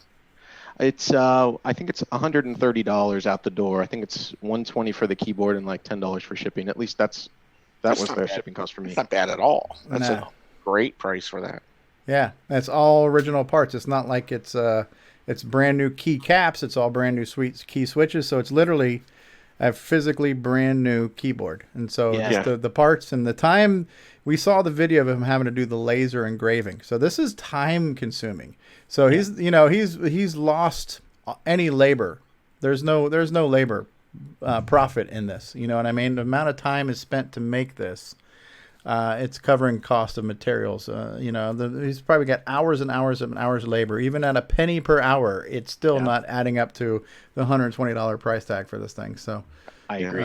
I agree. The amount of time and attention to detail that he's put into it is amazing. And then he'll even customize the red brake key. If you guys had seen a little bit of the discussion on Facebook, like mine's blank because I know what it does and I didn't want it to say anything, but other people have gotten little symbols or whatever you want. Cylon's head and Cylon's head, right? Is there a Tandy symbol we can put on there, like a? Oh, sure. There's like the R for the Radio Shack or something, Yeah, that'd be all right too. Or the Tandy hourglass. The Tandy hourglass or something. At the TC for Tandy Corporation. Nick's trash can. Nick's trash can. I class up the joint there. Yeah, crikey, hit the trash button on this. Might be some copyright issues going on there. Yeah, Nick's going to sue me. That's my trash can. You could do Calvin peeing on the apple or whatever. Yeah. Oh, that would be funny. An Apple logo or a Commodore logo or anything, Atari logo on there. Just the options are limitless. Let's discuss what our favorite symbol to have on our break key is. That's a 45-minute discussion. We'll first break, and we'll Rob just show up in about 2 hours. All right, we're going to put a fork in this one. You guys know that you have been experiencing an episode of CoCoTALK, right? And you can visit us on the web at CoCoTalk.live. I'm going to skip the closing credits because we're already coming up on 4 hours, right? Or whenever I call my doctor. Hold on. Yeah, you got to call my doctor. Yeah, we're coming up on 4-hour CoCoTALK show. So, Anyways, great show, guys. Thank you, Jason Reichert, for your video segment, and thank you to all our guys at VCF West, Michael Furman, Rob Inman, Mark D. Overholser, and Tim Lindner playing Daggerath. And for everybody who's been on the panel today, and for everybody who's been in the live audience, we've had a very lively live audience today. We've had people on Facebook. We've had all over the place. So Nick Marota's been here. Mark B. Explore VR. Terry Steggy was here. Tom C. Professor Flippo. Paul Fiscarelli was been here. Mr. James Diffendaffer. Alexander Wallace from Mexico has been here. Mike De Lorenza from VCF Federation has been here. Nimble has been here. Lloyd Thompson says hello, Stevie. And Nick Marota. D. Bruce Moore was here. Paul Fiscarelli. Grant Leedy was here trying to troll and failing miserably at it. Ben Drake's Explore VR. He's got a tradition for the show. Yeah. Jason Howe. You name it. Terry Steen, author of Balloon Fire and Gray Lady. Grant Leedy. Everybody who was anybody has been here today. Thank you guys for being here. This concludes another episode of CoCoTALK. To find out more about us, visit us on the web at CoCoTalk.live. And if you want to find out more about the color computer, you can go to imacoconut.com. Parting thoughts, Nick Marota. This was a very interesting show. I really loved it. All right, thank you. Because I was on it. Yeah. And parting thoughts, L. Curtis Boyle. I'd love to make it to a VCF show sometime. I've been in that area multiple times, but I just never been in there at the right time. And I also wanted to mention that our episode where we interviewed the 8-bit guy is past the 1,100 views mark. Wow. Wow. There's no accounting for taste with those Commodore people, huh? So that's awesome. How much has his viewership gone up because of us? Yeah. Exactly. Or you mean down, right? Yeah, because 1100 is bad for a David Murray video, I'm sure. So, Jason Reichert, parting thoughts. Oh, video views going down. I believe that's the CoCoTALK effect. The CoCoTALK effect. Yes. But I'm looking forward to VCF Midwest and Tandy Assembly in September. There you go. Other than that, push the button, Frank. All right, Paul Shoemaker, parting thoughts. I'll be at Tandy Assembly as well, so I hope a bunch of you guys can make it also. Excellent. Mark Bosley, parting thoughts. Great show.